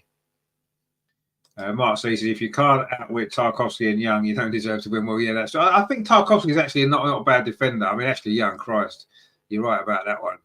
But yeah, I don't think James Tarkowski is actually that bad a defender. In an old-fashioned kind of way, he's not a modern defender, is he? He's not like a William Saliba or a Gabriel who can, you know, a ball playing centre back. He's not one of them, is he? But I think in an old-fashioned style, I quite like him. He kind of suits Sean Dyche, doesn't he? He's a Sean Dyche defender all day long, isn't he? Let's be honest. He's a defender from the 90s. He's a throwback to the 1980s, isn't he? James Tarkowski, the way he defends. But I don't think there's anything wrong with that. I actually quite like him. I think I enjoy watching the way he defends, because it just reminds me of when football used to be much more fun. But yeah, I mean, you're right. We should be too clever for both of those two. Although, to be fair, I think Ashley Young's actually had an all right game, considering. So has Tarkowski. They both played quite well today. But yeah, is that down to us not being good enough to get past them? That's probably the reason, if we're honest. Anyway, Martinelli now didn't want to go past Ashley Young, plays it into Mikel Merino, and that ball's going to run all the way through to Jordan Pickford. Greg says, years ago, I liked chocolate bananas. Chocolate bananas? Never heard of them. Oh, you mean little sweets? I seem to remember little sweets like little bananas, weren't they? They've never chocolate, were they? Can't remember now. Anyway, Ethan Manuel is going to have a colour in a minute. That's exciting, isn't it? He's sort of trusting him at 0-0 as well, which is quite good. I wonder who he's going to take off. That's going to be interesting. Oh, was a mistake at the back almost there by Mikel Merino and put William Saliba under pressure, but he did well. Got it back to David Raya. I would take maybe Mikel Merino off and bring Ethan Nwaneri on, which is where we should have started the game in the first place. But anyway, what do I know? I just sit here and talk about it. You know, I don't know what I'm doing. Anyway, Miles Lewis Skelly plays it to Kai Havertz, who's playing on his left-hand side. That's with Gabriel.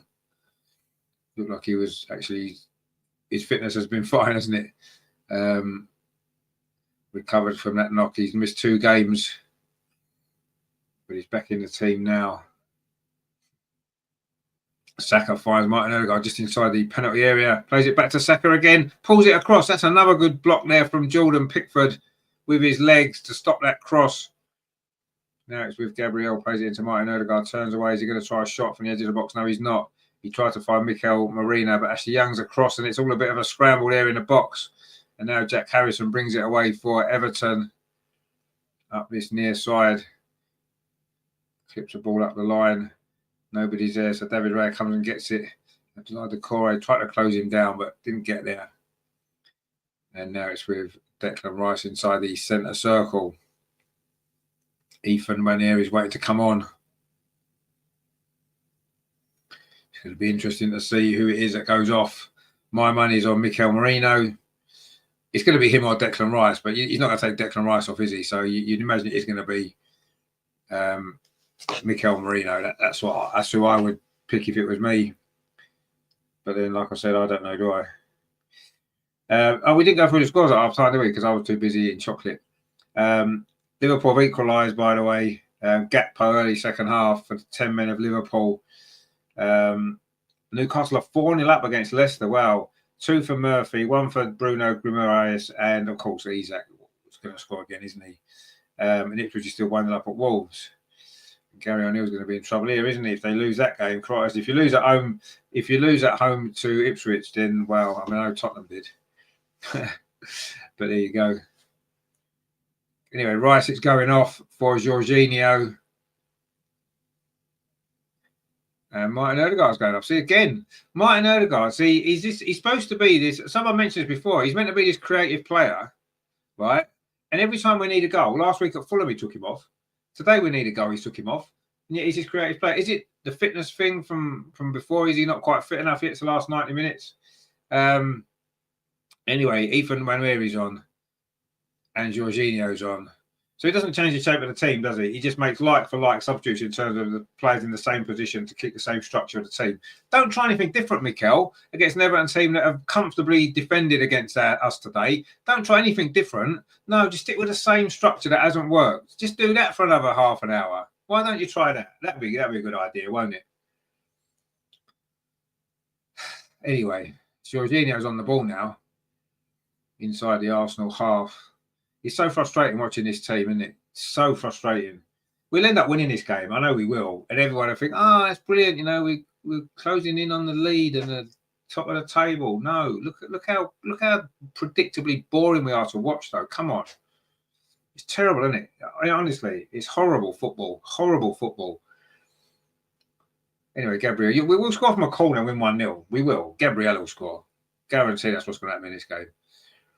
And everyone will be happy. Well, not everyone will be happy, but most people will be happy. It's like, oh, that's all right. We'll forget the rest of the 90 minutes. That was just utter crap. Terry says, Odegaard is a failed wonder kid. Well, I don't know if he's failed necessarily, but I don't know. Maybe you're right, actually. Maybe that's a good description of him, in actual fact. Anyway, Timber's coming forward now. Is it a fitness issue, though? I mean, I think we need to be serious for a minute. Is it a fitness issue with Martin Odegaard? Because can he not play 90 minutes?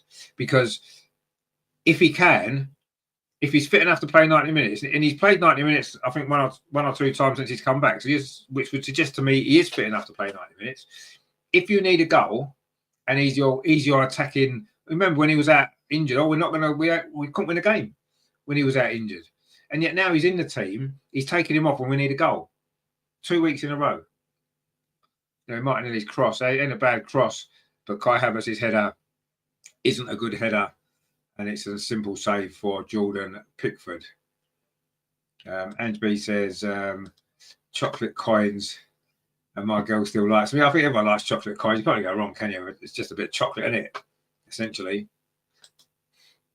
But anyway, Gret says they're sitting in a pub that is currently struggling to get the game going, but also decided to show the Liverpool game brandy, but most importantly, let a musician enter the scene. Oh, right, okay. See, I hate pubs that have music on when they're trying to show football or have music on. No. Turn all the sound off, watch the football, and then you can have music on afterwards. Don't do it when the football's on, honestly. What is wrong with people running pubs? Honestly, it's ridiculous.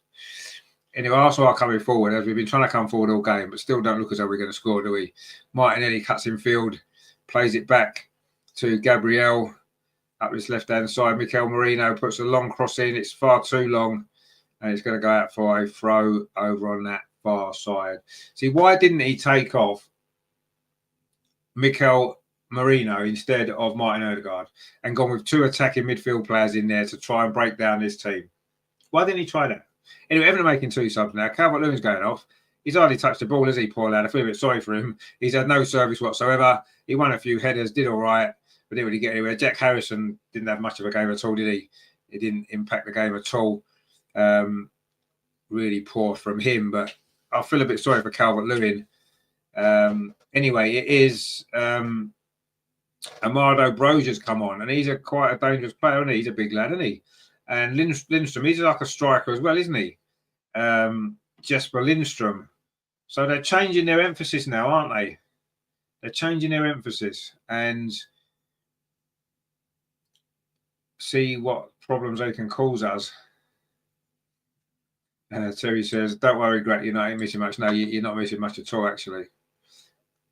You might be better off listening to their music, in actual fact. Especially if it's a good musician. If they're going to play some good stuff, that might be a better option for you, in actual fact.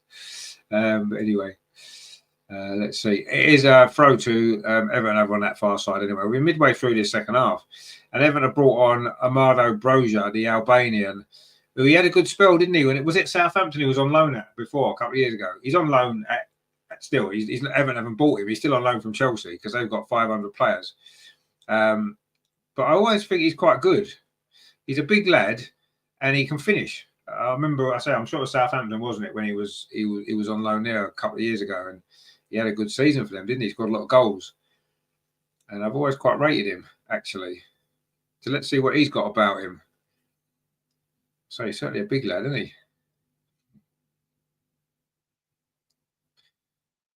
Anyway, hopefully he won't get too much of the ball like Calvert-Lewin didn't.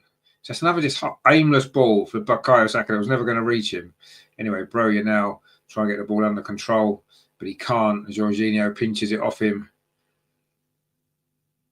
And you do feel at some point Everton are going to have to try and bring the ball up the pitch a little bit more, surely. They can't just play this containing game at whole. Well, maybe they can. Maybe they can. We're not causing them too many problems, if we're totally honest. Anyway, Lewis Skelly on his near side. He's had a good game again, Lewis Skelly. I've been impressed with him. He's been one bright spark today. He's got the ball again. Of course, played a big part in the opening goal, didn't he, the other night? Is he going to help us get the opening goal today?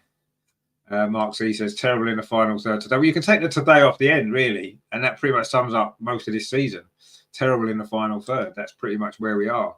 And if corners didn't count, if goals from corners didn't count, we'd be about 8th in the league. Anyway, Bukayo Saka puts a cross in. Kai Havertz is not going to get there because it's overhit again. It's gone behind. It's going to be a goal kick to Everton. And are we surprised that nothing's changed since the substitutions? I'm not. Even when he hasn't even got the ball yet, has he? Hasn't even got the ball. So there we go. Jesus is coming on now for Mikel Merino. So he did make that change. And Thomas Partey is coming on as well. Of course, he's not going to go too attacking, is he? Let's be honest. So he's bringing Thomas Partey on, probably for Mikel Merino, actually, which is, again, a like-for-like change. He took Lewis Skelly off. What you took Lewis Skelly off for? Lewis Skelly's had a great game. So now he's going to put Timber at left back and put Partey at right back, isn't he? Get this manager out of this club, honestly. Get him out. Lewis Skelly was brilliant in that game. He's a natural left back. Yeah, he's put Partey at right back and he's put Timber at left back, honestly. We're drawing 0-0, mate. We are drawing 0-0 at home to Everton. Sort your shit out. What are you doing? And he's got Jesus on, by the way, as well. Jesus, who scored about 1 goal in the last 500 appearances he's made for Arsenal. And that was against Preston. Do you know what I mean? Christ almighty, what is he doing? But well played, Lewis Skelly, by the way. Lewis Skelly, you were brilliant, son. You were brilliant again. And I'm loving what you're doing. And you deserve a run in the team. But you won't get one. You absolutely won't get one. Can you guarantee as soon as Ben White's fit, Timber's going to be playing left back. Ben White will be right back. And Lewis Skelly will be back in the under-18s, won't he? Because that's what this manager does. That's what this manager does. Mark C says, Jesus drops way too deep. Yeah, did you see the other night? We had a throw in our own half, right? He's playing number 9, centre forward. We had a throw in our own half, and he's come all the way down there to get the ball off the thrower. What are you doing, mate? Let a midfield player do that. What on earth are you doing there? That's why you don't score goals, because you're not a goal scorer. Goal scorers are in the box waiting for the ball. Terry says, Jesus, is it 1 in 23? It feels like 1 in about 50. And that was Preston, wasn't it? The goal he scored. It was against Preston. I remember it in the Carabao Cup. Anyway, Gabriel's now trying to play as a left winger and loses the ball. So Jorginho's fielding at centre back. And now it's Timber playing on the left. The great, ambitious football of Mikel Arteta. And someone said before, didn't they? This is sort of game Everton going to nick 1-0. I can kind of see it. It's got a 1-0 to Everton written all over it now. We're in the last 20 minutes. And you can just see the shape of our team now is actually all over the place. We don't seem to have any shape at all. We're just everywhere. And It might work, but it probably won't. And Everton end up scoring, won't they? That's what's going to happen in this game. Terry says, Arteta really going for the draw or loss now. Well, yeah, absolutely. That's what he's gone for already with his formation, this team now. Ridiculous. Anyway, Saka now might change all that over on that far side. Puts the cross in. It's a deep one. There's nobody there. No centre forward attacking that. Greg says Sterling to come on. Oh, please, yes, get Sterling on as well, just to complete the set. Complete the set of useless twats. Bring them all on together.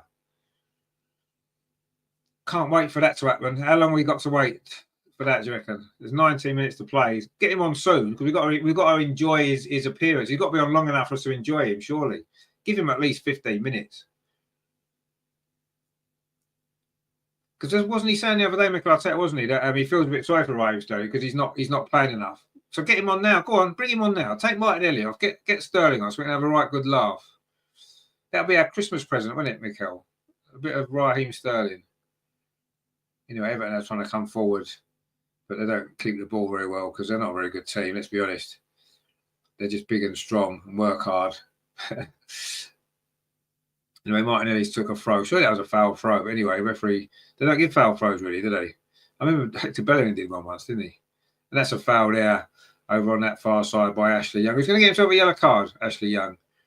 He's pretty much pocketed Martinelli most of this game for a 39-year-old, and he's just got booked for a foul on Martinelli. I'm sure it's him that's got booked.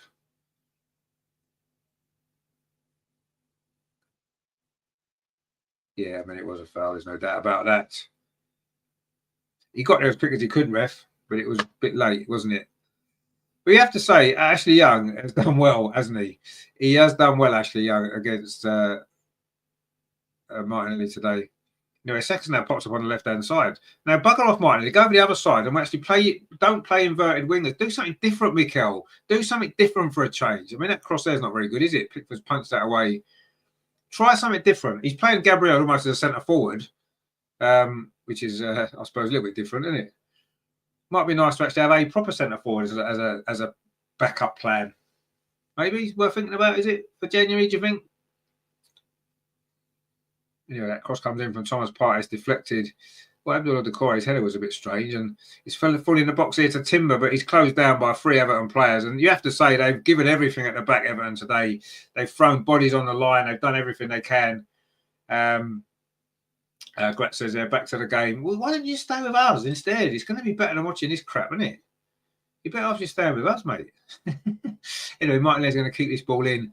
Ashley Young's across. Does well again. Actually, to be fair, right, Ashley Young has had a decent game.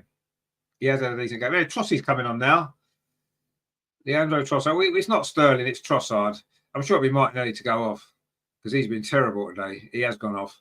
So Ashley Young has just seen off Martinelli. He's just seen him off. And now he's probably going to see off Trossard as well. You've also got a corner, so this might be the moment to get the goal. Greg says Arteta thinks he's in charge of Christmas panto. Yeah, he probably does, yeah. Well, he's got Jesus, hasn't he? Just needs Mary now. Who's going to play Mary? And Joseph.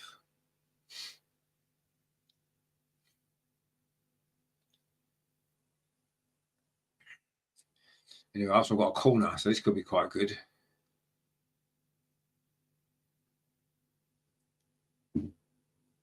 It's going to be Trossard, actually. Pretty much his first involvement is going to be to take this corner.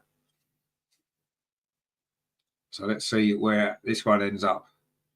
Lots of movement as usual. The corner is very deep, actually. It's really deep. It was Jesus won the first header. Everton win the second header. And now they should be able to bring the ball clear. And they do. Looking for Brozier, but he can't get it. And it's bounced off Trossard. And it is going to be a throw to Arsenal. Trossard just got pushed over accidentally. And says, I never slate Russo. No one ever slates Russo, do we? We love Russo. Because Russo's great.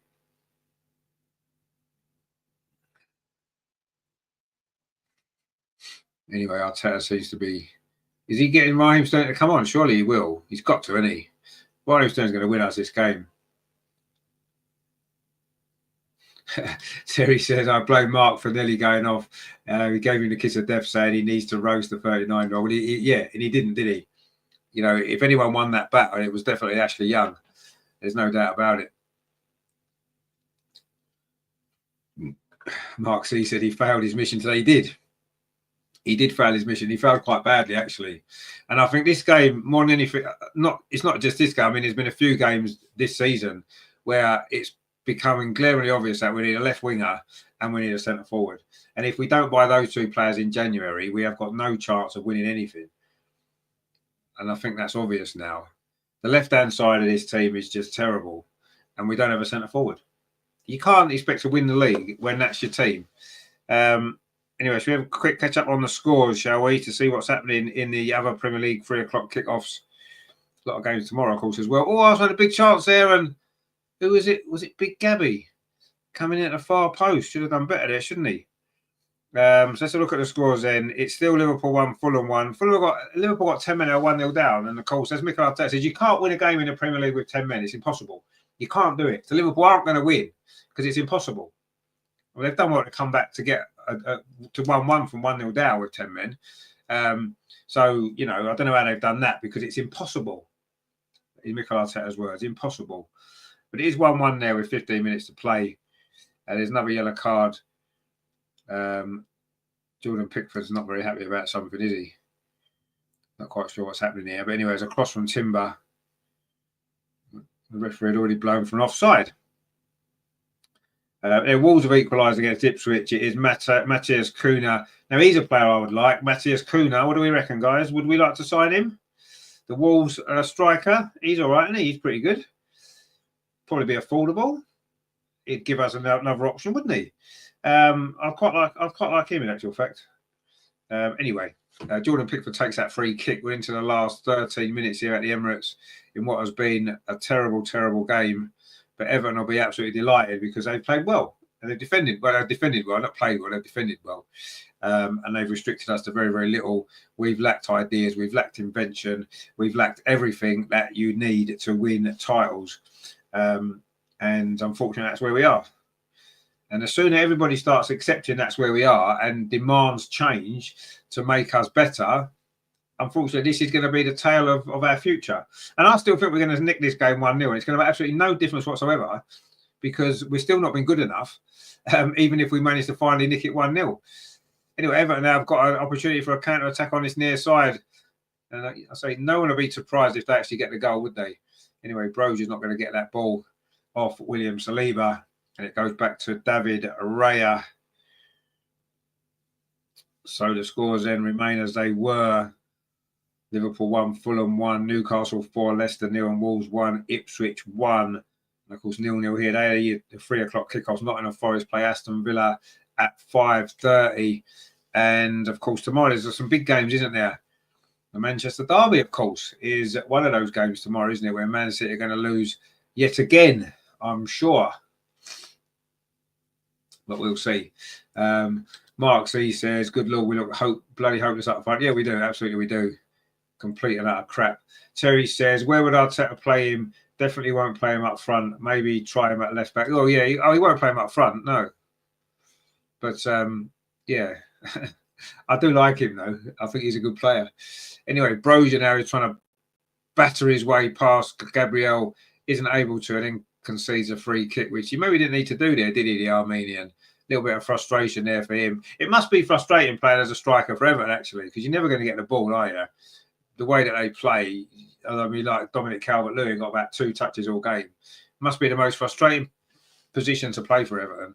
You'd love to play in defence, wouldn't you? Because you're going to be heading the ball away, you're going to be tackling, you're going to be doing all that kind of great stuff. When you play up front for Everton, you're just not going to see the ball. You're not going to see the ball for like 30 minutes at a time. It must be terrible to play up front for Everton. Anyway, Gabriel plays a long ball up his near side, and that was a strange ball. Trossard couldn't keep it in. It's gone out, and this game is petering away to a 0-0 draw, isn't it? You have to say. It's been heading that way pretty much since the first 10 minutes. But we were trying to big it up. And unfortunately, there's not much bigging up we can do anymore. The fact of the matter is, it's been terrible. And we are terrible. And yeah, it's not great, is it? And Liverpool drawing 1-1 with 10 men. And they were 1-0 down with 10 men. How have they done that? It's a miracle. It's a Christmas miracle. Anyway, Brody is offside on his near side. He was quite clearly offside. And he's not done too well today, has he? In fact, David Raya is trying to get the ball off him. He's going to get booked for that, surely. Of course you're going to get booked, mate. You just threw the ball away. The referee can't wait to get his yellow card out, can he? Craig Paulson there for Armando Broya. That was a bit silly, wasn't it, really? But there you go. Terry says, never said this before, but I'm starting to hope Everton nick the win to put another nail in Arteta's coffin. Well, I don't know about hoping they get a win. What I want, and it's a bad situation to be in, right? Because I never want Arsenal to lose. Never ever want Arsenal to lose a game, right? I just never do. But it's like I just want this agony over with this manager. I just want him gone. And I don't even think losing games is going to make any difference. That's the unfortunate thing. It never made any difference when we were 15th in the league and couldn't win a game. It didn't make any difference then, did it? It's not going to make any difference now. So I don't know how we're going to get rid of him. Honestly, I don't. And that's what's frustrating me. We might as well not lose because it's not going to make any difference. So we might as well not lose the game. But I just want this over. I want it over. It's just killing my enjoyment of this club. It's just killing it. It's so little to enjoy. So little to enjoy. I get so little enjoyment out of watching this team now. It's just not the football I like to see. It's just not great. In fact, it's horrible. You know, even when Mary, you might be able to actually do something, but he can't because he's tackled. And Everton now might actually nick a goal. Who knows? They're trying to come forward. It wasn't a great ball there, was it? And it was an easy header from William Saliba. And Jorginho now inside the centre circle. Plays the ball up this near side to Trossard. Plays the ball back to Gabriel. There's 82.5 minutes played. Arsenal need a win, but we don't really look like getting it, do we? Everton's mass defence, and we just haven't been able to break it down. Thomas Partey plays it back to William Saliba. Now it's with Jorginho. And I don't know what the possession stats are. We will check it at the end of the game. I'm sure they'll probably put them up on the screen, but it's ridiculous that we've had so much possession and created so little. Anyway, Everton are coming forward themselves. Maybe they do fancy their chances of nicking one. He's going towards a corner flag and die here. It's a bit early for that, mate. Oh, he's done well, actually. He's got to the byline, but the cross was crap. And Arsenal just about managed to keep it in to deny Everton a corner. But that was quite enterprising play, actually. There from Ndiaye over on that far side. Into the last 6.5 minutes. Are we going to see some late drama at the Emirates today? Are we going to see some late drama? Who knows? We might well do. Grat says Fulham 2-1 in front. I'm not watching that game, obviously. I don't know whether you are, but my guess is that Liverpool are losing because they're trying to win the game with 10 men. That's why they're losing, because they're trying to win the game. Because that's what top teams do. That's what top managers do. They try and win a game even with 10 men. What we would have done, we'd have been happy just with the draw. We'd have just sat back with the draw with 10 men, not try to win. Liverpool have tried to win. And yeah, it looks like it might cost them a defeat, but at least they're trying to win. And you've got to respect that, haven't you? Or maybe Arsenal get a win here. Shot comes in, it's blocked. And the pressure is mounting. Ange B says, rather like Everton and you like Everton and Dyche. Well, Dyche is a bit of a tit, isn't he? Honestly, he's a gruffy voiced tit, isn't he?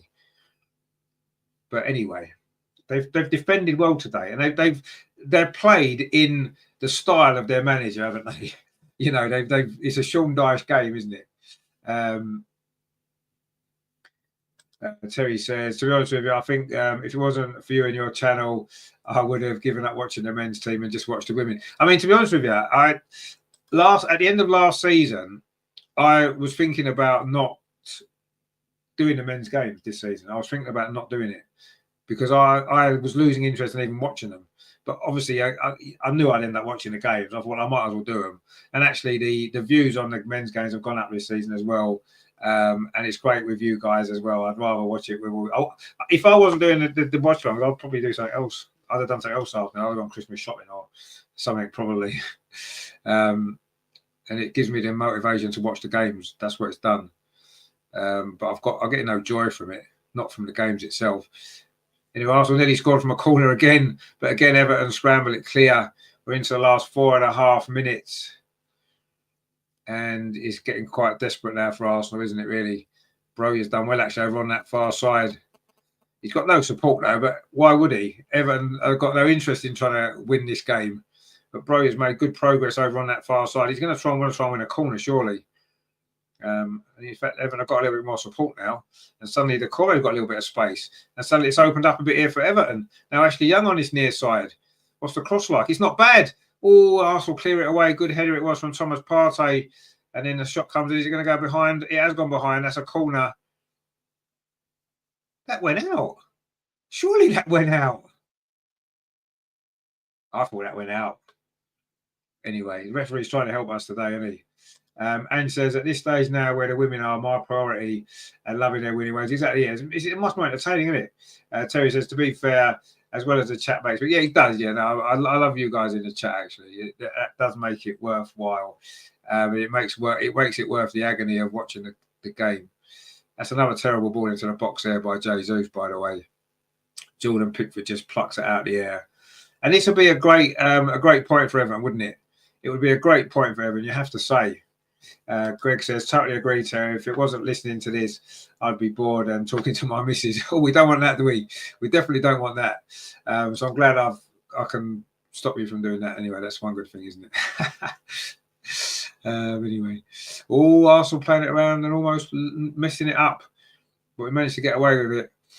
And now Gabriel can play the ball up this near side to Trossard. We're into the last 3 minutes here at the Emirates. The one thing Arsenal will keep doing, we'll keep plugging away. Anyway, that ball there from Timber deflected into the arms of Jordan Pickford, who prevented the corner. And this game can't be over quickly enough, can it? Let's be honest. I'm just surprised Raheem Sterling hasn't come on just to top it all off. There's an Arsenal fan there pointing to his watch because Jordan Pickford was taking his time. I'm like, hang on a minute. How many times have we done that when we've been away from home? Mark C says, Jesus must be the most un-Brazilian I've ever seen. The most un-Brazilian. I like that. The most un-Brazilian Brazilian. That's good, isn't it? You are right, actually. He must well be. Greg says, Richard saved me a fortune on Mary's guidance. Well, we're here to help, Greg. We're here to help. That's what we're here for. So I'm glad that we're providing a service for you. We'll have to start charging maybe, but no, we're pleased to help. Oh dear. It's probably the same for me actually, because obviously I spend so much time doing these shows. It means that we haven't got time to argue about anything because I'm just always up doing this. So maybe it's a good thing for that as well. Not that we argue anyway, to be honest. But anyway, Everton are trying to come forward on this near side, but the ball's gone out for a throw. And suddenly Mikel Arteta's looking a little bit, I want to get the ball quick. Do you? You haven't changed the shape of the team. You haven't done anything to try and influence us to win the game, mate. Now you want to get the ball back on quickly. Shit, I just can't stand him. Honestly, get him out of this club. Can we please sack him? Just sack him. I don't care where we are in the league. I don't bother. Just sack him. It's just terrible. This is terrible. Anyway, Timber's now going to try and win the game for us, isn't he? Just to really annoy me. Gabriel now gets the ball on this near side, holding off Broja. Goes past a couple of changes, actually. Now he finds Trossard, tries to put the ball through. Timber's players are centre forward as well, actually. Everybody's players are centre forward, apart from the centre forward, because Jesus is out on the wing. And he puts a cross in, and it's deflected, obviously. Now it comes out to Thomas Partey. Now William Sleeve. He fancies himself as a centre forward. Now they all do. Everyone wants to score. We've got 25 players in the box. That's not a penalty. It's a good tackle there inside the penalty area on Thomas Partey. That's never a penalty, mate. That's just a good tackle. That was just a really good tackle. We're into the last 30 seconds of normal time. It's going to be 4 or 5 minutes of stoppage time, you imagine, mainly for all the substitutions. There hasn't really been any stoppages. Anyway, Timber down the edge of the box. That's a terrible touch. And Everton clear it away. And now Broja is going to chase after this. But he can't get the better of Gabriel. Although he does actually win the ball back there. He's a big old lad, isn't he? And he's won a free kick. Wow. He did well there, actually, Broja, because he looked like he had nowhere to go. And he's won himself a free kick. Well done to him. And ever make another substitution, are they? No, they're not. Anyway, they're showing this again. That's just a great tackle. Look at that. That's a brilliant piece of defending. That actually was that Mikalenko. Look at that. That's a great. That is an absolutely fantastic tackle. That isn't it? Brilliant stuff there from the Ukrainian. It's gone to VAR. That's not a penalty, is it? If they give that as a penalty, he's got the ball. He's come across to defend. What's he meant to do? He's got to defend that ball. Of course, it's not a foul. It says no. But of course, it's not a penalty. Look at it. He's just come across. He's won the ball. That's brilliant defending. That is absolutely brilliant defending. Of course, it's not a penalty. No way is that a penalty. Not on this earth. He's come across and got the ball. Look at that. It's a brilliant tackle. That is a brilliant tackle. If that is a penalty, then football's dead. Honestly, football is dead if that's a penalty. Because if you can't tackle people, what's the point? Terry says, thank God, only 4 minutes. Yeah, it's only 4 minutes. Yeah. Terry says, if that's a pen, I'm out. Yeah. Mark says, come on. What we're coming on for? It's ridiculous. We've had 92 minutes to try and do something in this game. Anyway, Jordan Pickford plays a long ball up this near side. This has been a horrible, horrible, horrible game. Timber's just headed it out. And then he's pointing to a watch he's not wearing. Greg says, Merry Christmas, Everton, from your mate. I don't know. He should be manager of Everton, shouldn't he? That's his level. A club like Everton is where he should be. Not that Everton aren't a big club. They are a big club, but where they've been in the league for the last 10 years or so, he should be manager of Everton, not Arsenal. He played more games for Everton. He's much more of an Everton man, pretending he's an Arsenal man. Everton have won a corner. Everton have won a corner in stoppage time. Or have they? Or is it a free kick to Arsenal? It went off Gabriel. The Everton fans are enjoying themselves. I don't know quite what they're enjoying, but anyway, they're going to get a point. Oh, they've got a corner. Everton have got a corner in stoppage time. Are they going to nick this? Well, this would be a story, wouldn't it? It would be a hell of a story. There's 2 minutes of stoppage time left, and the big defenders aren't going up. They're not going to take a risk. Everton aren't going to try and win the game. Typical Sean Dyche fashion. They'll be happy with a draw. Of course they will. But they do have a corner, and who knows? The corner comes in. It's quite deep. A header comes back in, but Raya's there. Easy save. And Arsenal have now got 90 seconds left to try and win this game. Raya throws it out to this near side to Trossard. And again, Arsenal falls back. Trossard coming forward. Plays out to that far side. And Arsenal are going to have... Are we going to get one more big chance in this game? Not that we've had too many big chances in the second half, because we haven't. The one at the very start of the second half from Saka is about the nearest that we've got. It's a good save from Pickford, that, by the way. And he's done quite well in goal, Pickford. He gets a lot of criticism with his little arms and that, but he's actually done all right. Anyway, Saka plays the ball to Havertz, touches it back to Jorginho. We're into the last minute of stoppage time. We're into the last minute. Trossard, can he get the cross in? He can't. It's good defending, and he stops the corner as well. Everton have defended for their lives in this game. You have to give them credit for that. You know, I don't think defending gets enough credit in football, actually. I don't think it does. But Everton have defended so well today. We've not been great, you have to say. But Everton have defended so well. And there's an art to defending. There's 2 balls on the pitch now. I don't think we could score if we played with 4 balls, let alone we can't score with 2 balls, can we? Anyway, I don't know what's happened here. The referee, the linesman over on that far side has given something. Arteta doesn't know what's going on, but he hasn't known what's going on for the last 5 years. So he certainly doesn't know what's going on now. And in fact, it's going to be is it a free kick to Everton? Is that an offside? Is that what it is? It must be. This is a great comment here from Geraldo. Says Arsenal has no champion blood. Exactly. You're absolutely right, my friend. They do not have any champion blood. That's a good way to put it. We don't. We don't have. We've played the 4 minutes now. It's just however much longer the ref's going to add on.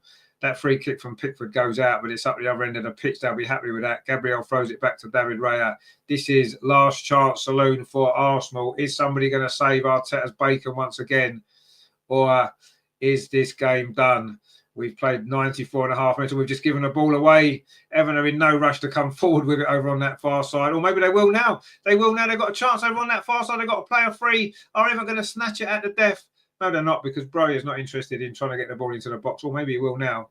He's tackled, though, by Thomas Partey. We still play on. We've played nearly 5 minutes of 4 that was added on. Everton will be absolutely gutted if Arsenal were to score now. Imagine what Sean Dyche would say.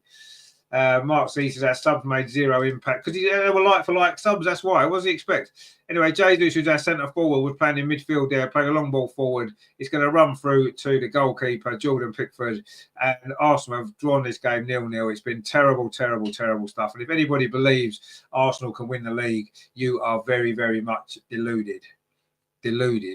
And in fact, there goes a full-time whistle. Jordan Pickford celebrates with the ball in his hands. He's probably going to get player of the match today. A couple of good saves that he made. It was a defensive masterclass from Sean Dyche and Everton. And that's just what, if you can be organised and work hard, you can frustrate us because we're so predictable.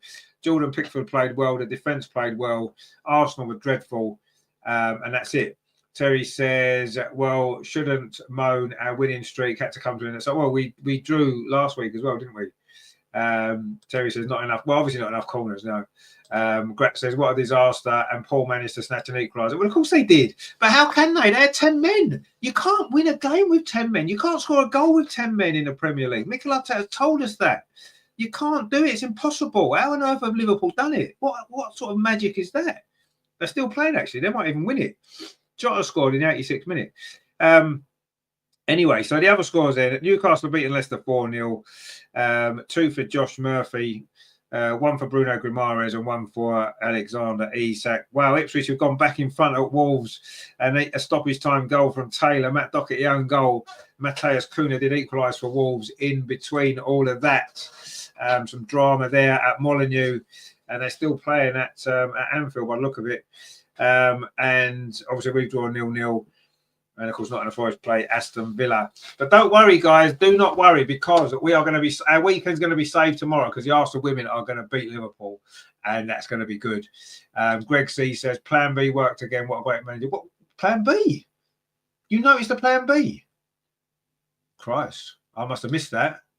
I must have missed the Plan B. What I saw was an extension of Plan A by making like-for-like substitutions that were never going to work because the players that you're bringing on aren't as good as the players you're taking off. That's why the other ones start.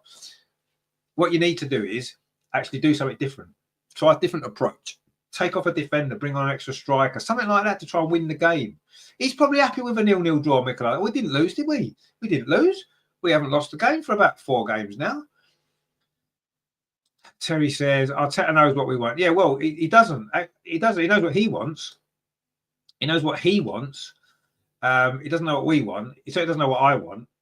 I want him to leave. I want him to resign. I want him to piss off to Everton or to Barcelona or anywhere. Go to Man City. Pep could do with a cuddle at the moment, couldn't he? Right, Mikel? Go back to Man City and go and cuddle Pep, because that's what you're good at. You're not good at anything else. You're just good at cuddling Pep. So go back there and look after your mate. Hey, go and help him out because he needs a bit of help, doesn't he? So go there, leave my club alone, get well rid, and go and never come back. Simple as that, mate. All this pretending to be Arsenal's your thing. You played for Arsenal for 3 seasons, mate. At the end of your career, there's nothing about Arsenal about you. Nothing at all. So go, just resign. Go, please. Terry says 65 million down the drain, 29 hasn't scored again, 1 in 9 trophy winning season. Well, yeah, we're not going to win a trophy, are we? We are not going to win a trophy. And anyway, yeah, it's just not good enough, is it? It's not good enough. Anyway, let's have a see. As it finished, they're still playing at Anfield according to this. They might not be. They might not be, because BBC app is never up to date, is it? It says they're still playing. By the way, Liverpool have had 16 shots, right, with 10 men. 16 shots. We've been down to 10 men 3 times this season. We haven't had 16 shots in all 3 of them games put together. Liverpool have had 16 shots with 10 men. How did they do that? How have they done that, guys? How have they done it? It's magic. And they've come back from behind twice to get what looks like a draw. But according to this, they're still playing, but it's probably finished, in all fairness. And Ipswich have won at Wolves. Wow, Ipswich have won at Wolves. What a shock that is. Ipswich are suddenly starting to find some form, aren't they? They are starting to suddenly find some form. Anyway, if Man City do win tomorrow, they'll be level on points with us, right? Man City are having the worst season that they've ever had for probably 20 years. And if they win the Manchester Derby tomorrow at the Etihad, they'll be level on points with us. Wow.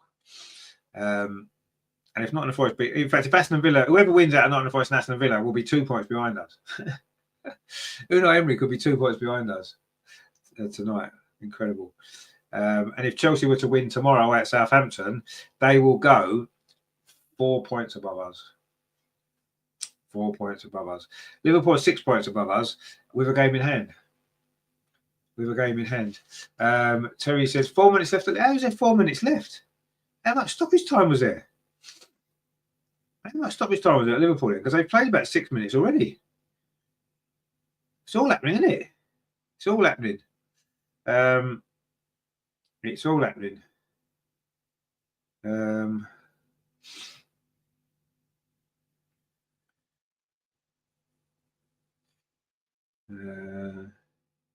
Well, apparently Liverpool nearly scored.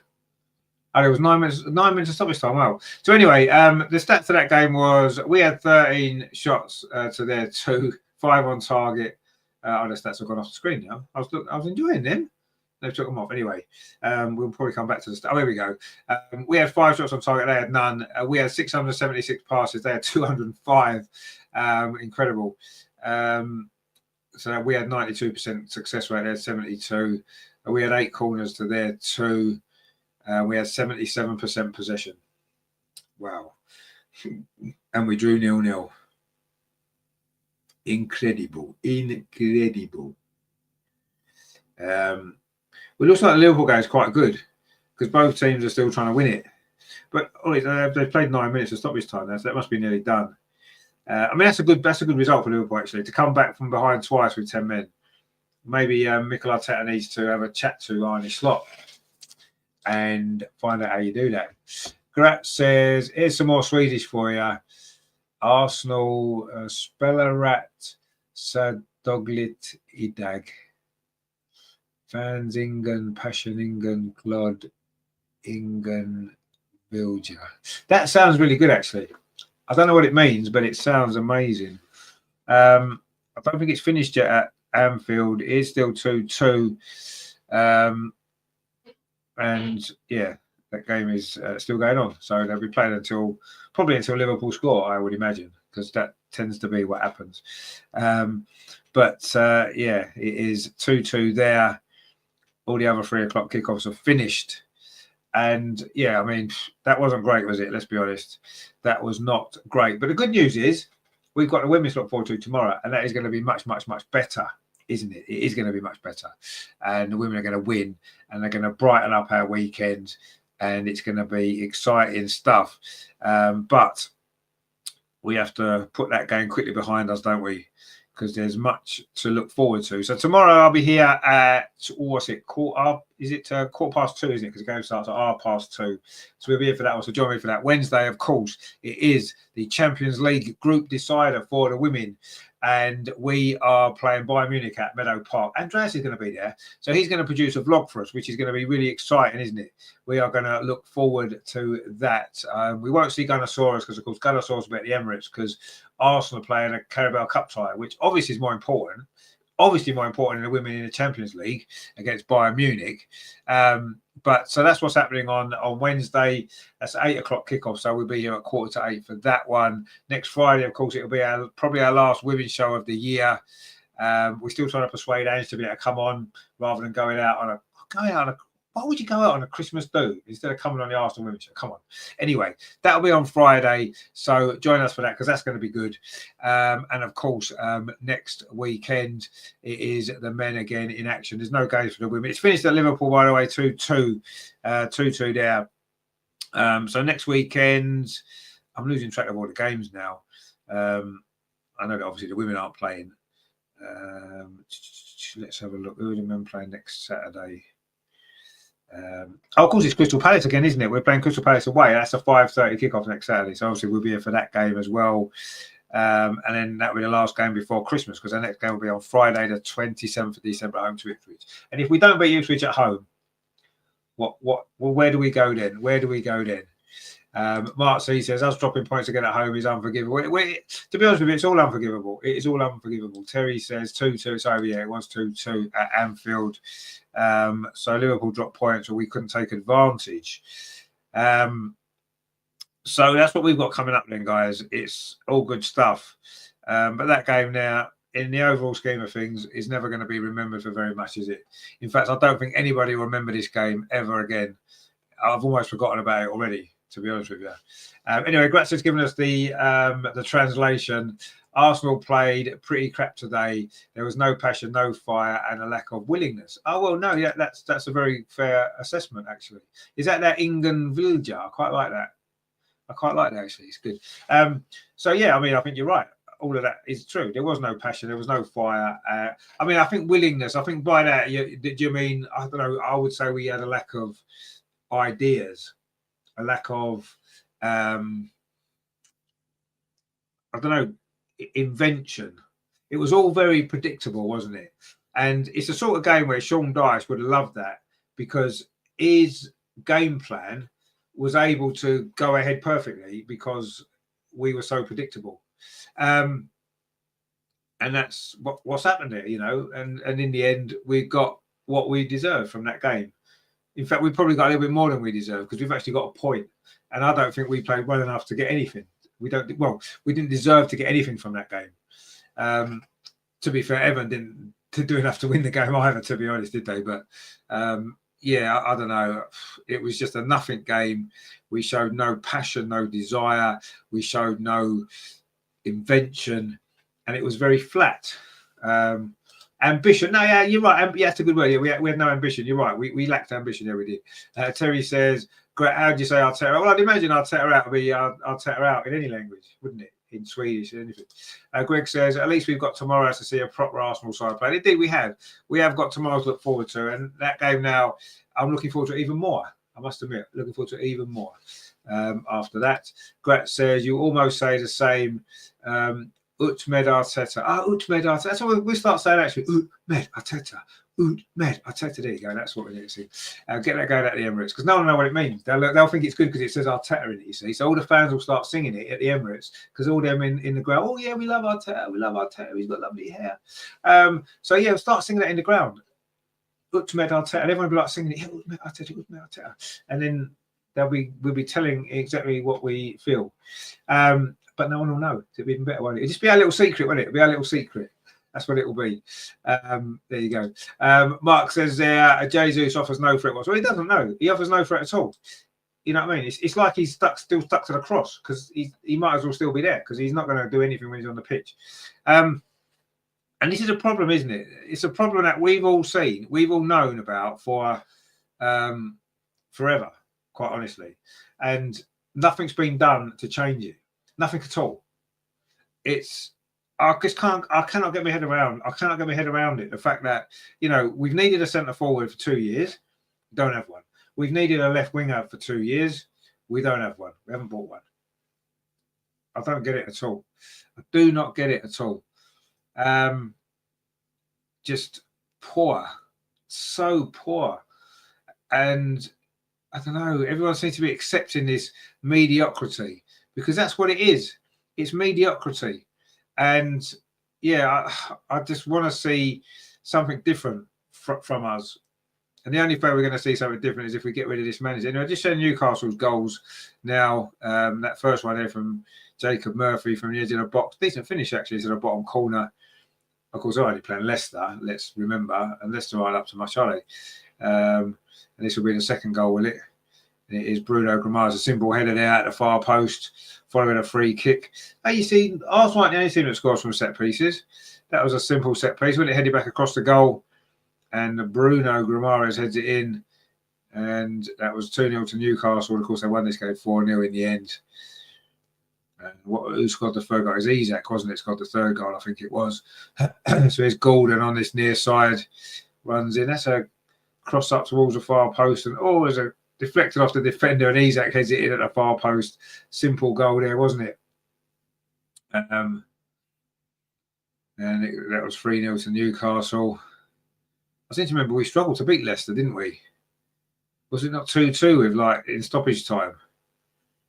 And we managed to get 2 goals in the end, didn't we? And I mean, Leicester look terrible here, don't they? And you know, Isak's going to get an assist, is he here? Well, look, Murphy was in space. Whoa, that's a good finish. 2 goals for Jacob Murphy. Incredible. Anyway, Greg says, okay, now it's starting to get chaotic here at the pub, probably the same as in AFC dressing room. Noises everywhere and 200 different sounds out of sync. Have they got the band playing yet? Greg says every show should start with Utmed Arteta. Utmed Arteta. Utmed Arteta. There you go. That's what we need to get going that way. We need to get that going. That's what we need to do. That'll be good. They need the band to start playing, don't they? In the pub, I think that's what they need now. Christ, Wolves defending. I'm just seeing the goals here. It's chaotic. Oh my word! What a rubbish goal that was from Ipswich. That was funny. Wolves are just throwing people on the floor. They cleared one off the line, and then when the shot came in, it was cleared off the line and it hit Matt Doherty and went in. Incredible. What else? Crap goal that was. Typical Ipswich goal, really. Great. So see you tomorrow. I'll try and enjoy the band playing some. Yeah, I'll enjoy the band. I'm sure they'll be good. I'm sure they will be good. Anyway, we're going to go because, well, I've got a Christmas tree to put up actually for this afternoon. So we're going to do that in a minute. And then, of course, it'll be time for some food and all that kind of stuff. So you join us tomorrow. We're here at 2:15. It's going to be much better. So don't let today put you off because today isn't what's going to happen tomorrow. Terry says City will probably nick a win. No, they definitely will. There's no doubt about that. And I guarantee you right now, right, what the problem City have got, they're finishing above us this season. 1,000,000% they're finishing above us. I've just seen Kuna's goal there. Christ, that's a great finish, isn't it? From a left-hand side. Imagine having a left-hand player on the left-hand side that can do that. Imagine. Boy, we scored a winner from a header from a corner in stoppage time. Wow. Incredible stuff. Incredible scenes at Molineux. And he's going to get booked for that because he took his shirt off when he scored. Terry says, thanks again, Richard. No, thank you very much, all you guys, for watching. We all got through it together, didn't we? It wasn't pretty. It wasn't any fun. I haven't forgotten to put the score up on the screen. That's actually what it finished. Arsenal 0, Everton 0. It was a terrible game. There's nothing to really tell you about other than it was just a terrible game. But we'll be here tomorrow. It's going to be better tomorrow, so please join us for that. It is, of course, Arsenal women away at Liverpool. So can we beat the other Merseyside team? We couldn't beat Everton, so let's hope that we can. So join us for that, please, tomorrow, 2:15. That is going to be good. Yeah, try and enjoy the rest of your Saturday. Don't let that game spoil your weekend. There's much more important things going on in the world. You know, it was a terrible game. It was a waste of 2 hours of our life, but I'm glad that we spent it together to waste it together. I will see you tomorrow. And yeah, enjoy the rest of your Saturday night. And yeah, hopefully we can enjoy the game tomorrow a little bit more. I'm sure we will. A couple of comments are coming in. Terry says, Greg, Mark, what are all in the chat? See you tomorrow. Over and Utmed. I like that. Greg says, thanks for see you tomorrow night. Terry, back to her indoors. Oh, well, yeah, you have some fun, won't you? Just have some fun. That's what it's about, isn't it? Right, guys, I will see you tomorrow. Join me at 2:15 because it's going to be good. We finished Arsenal 0, Everton 0. The less said about that game, the better. Utmed Arteta. Come on, you guys. See you tomorrow.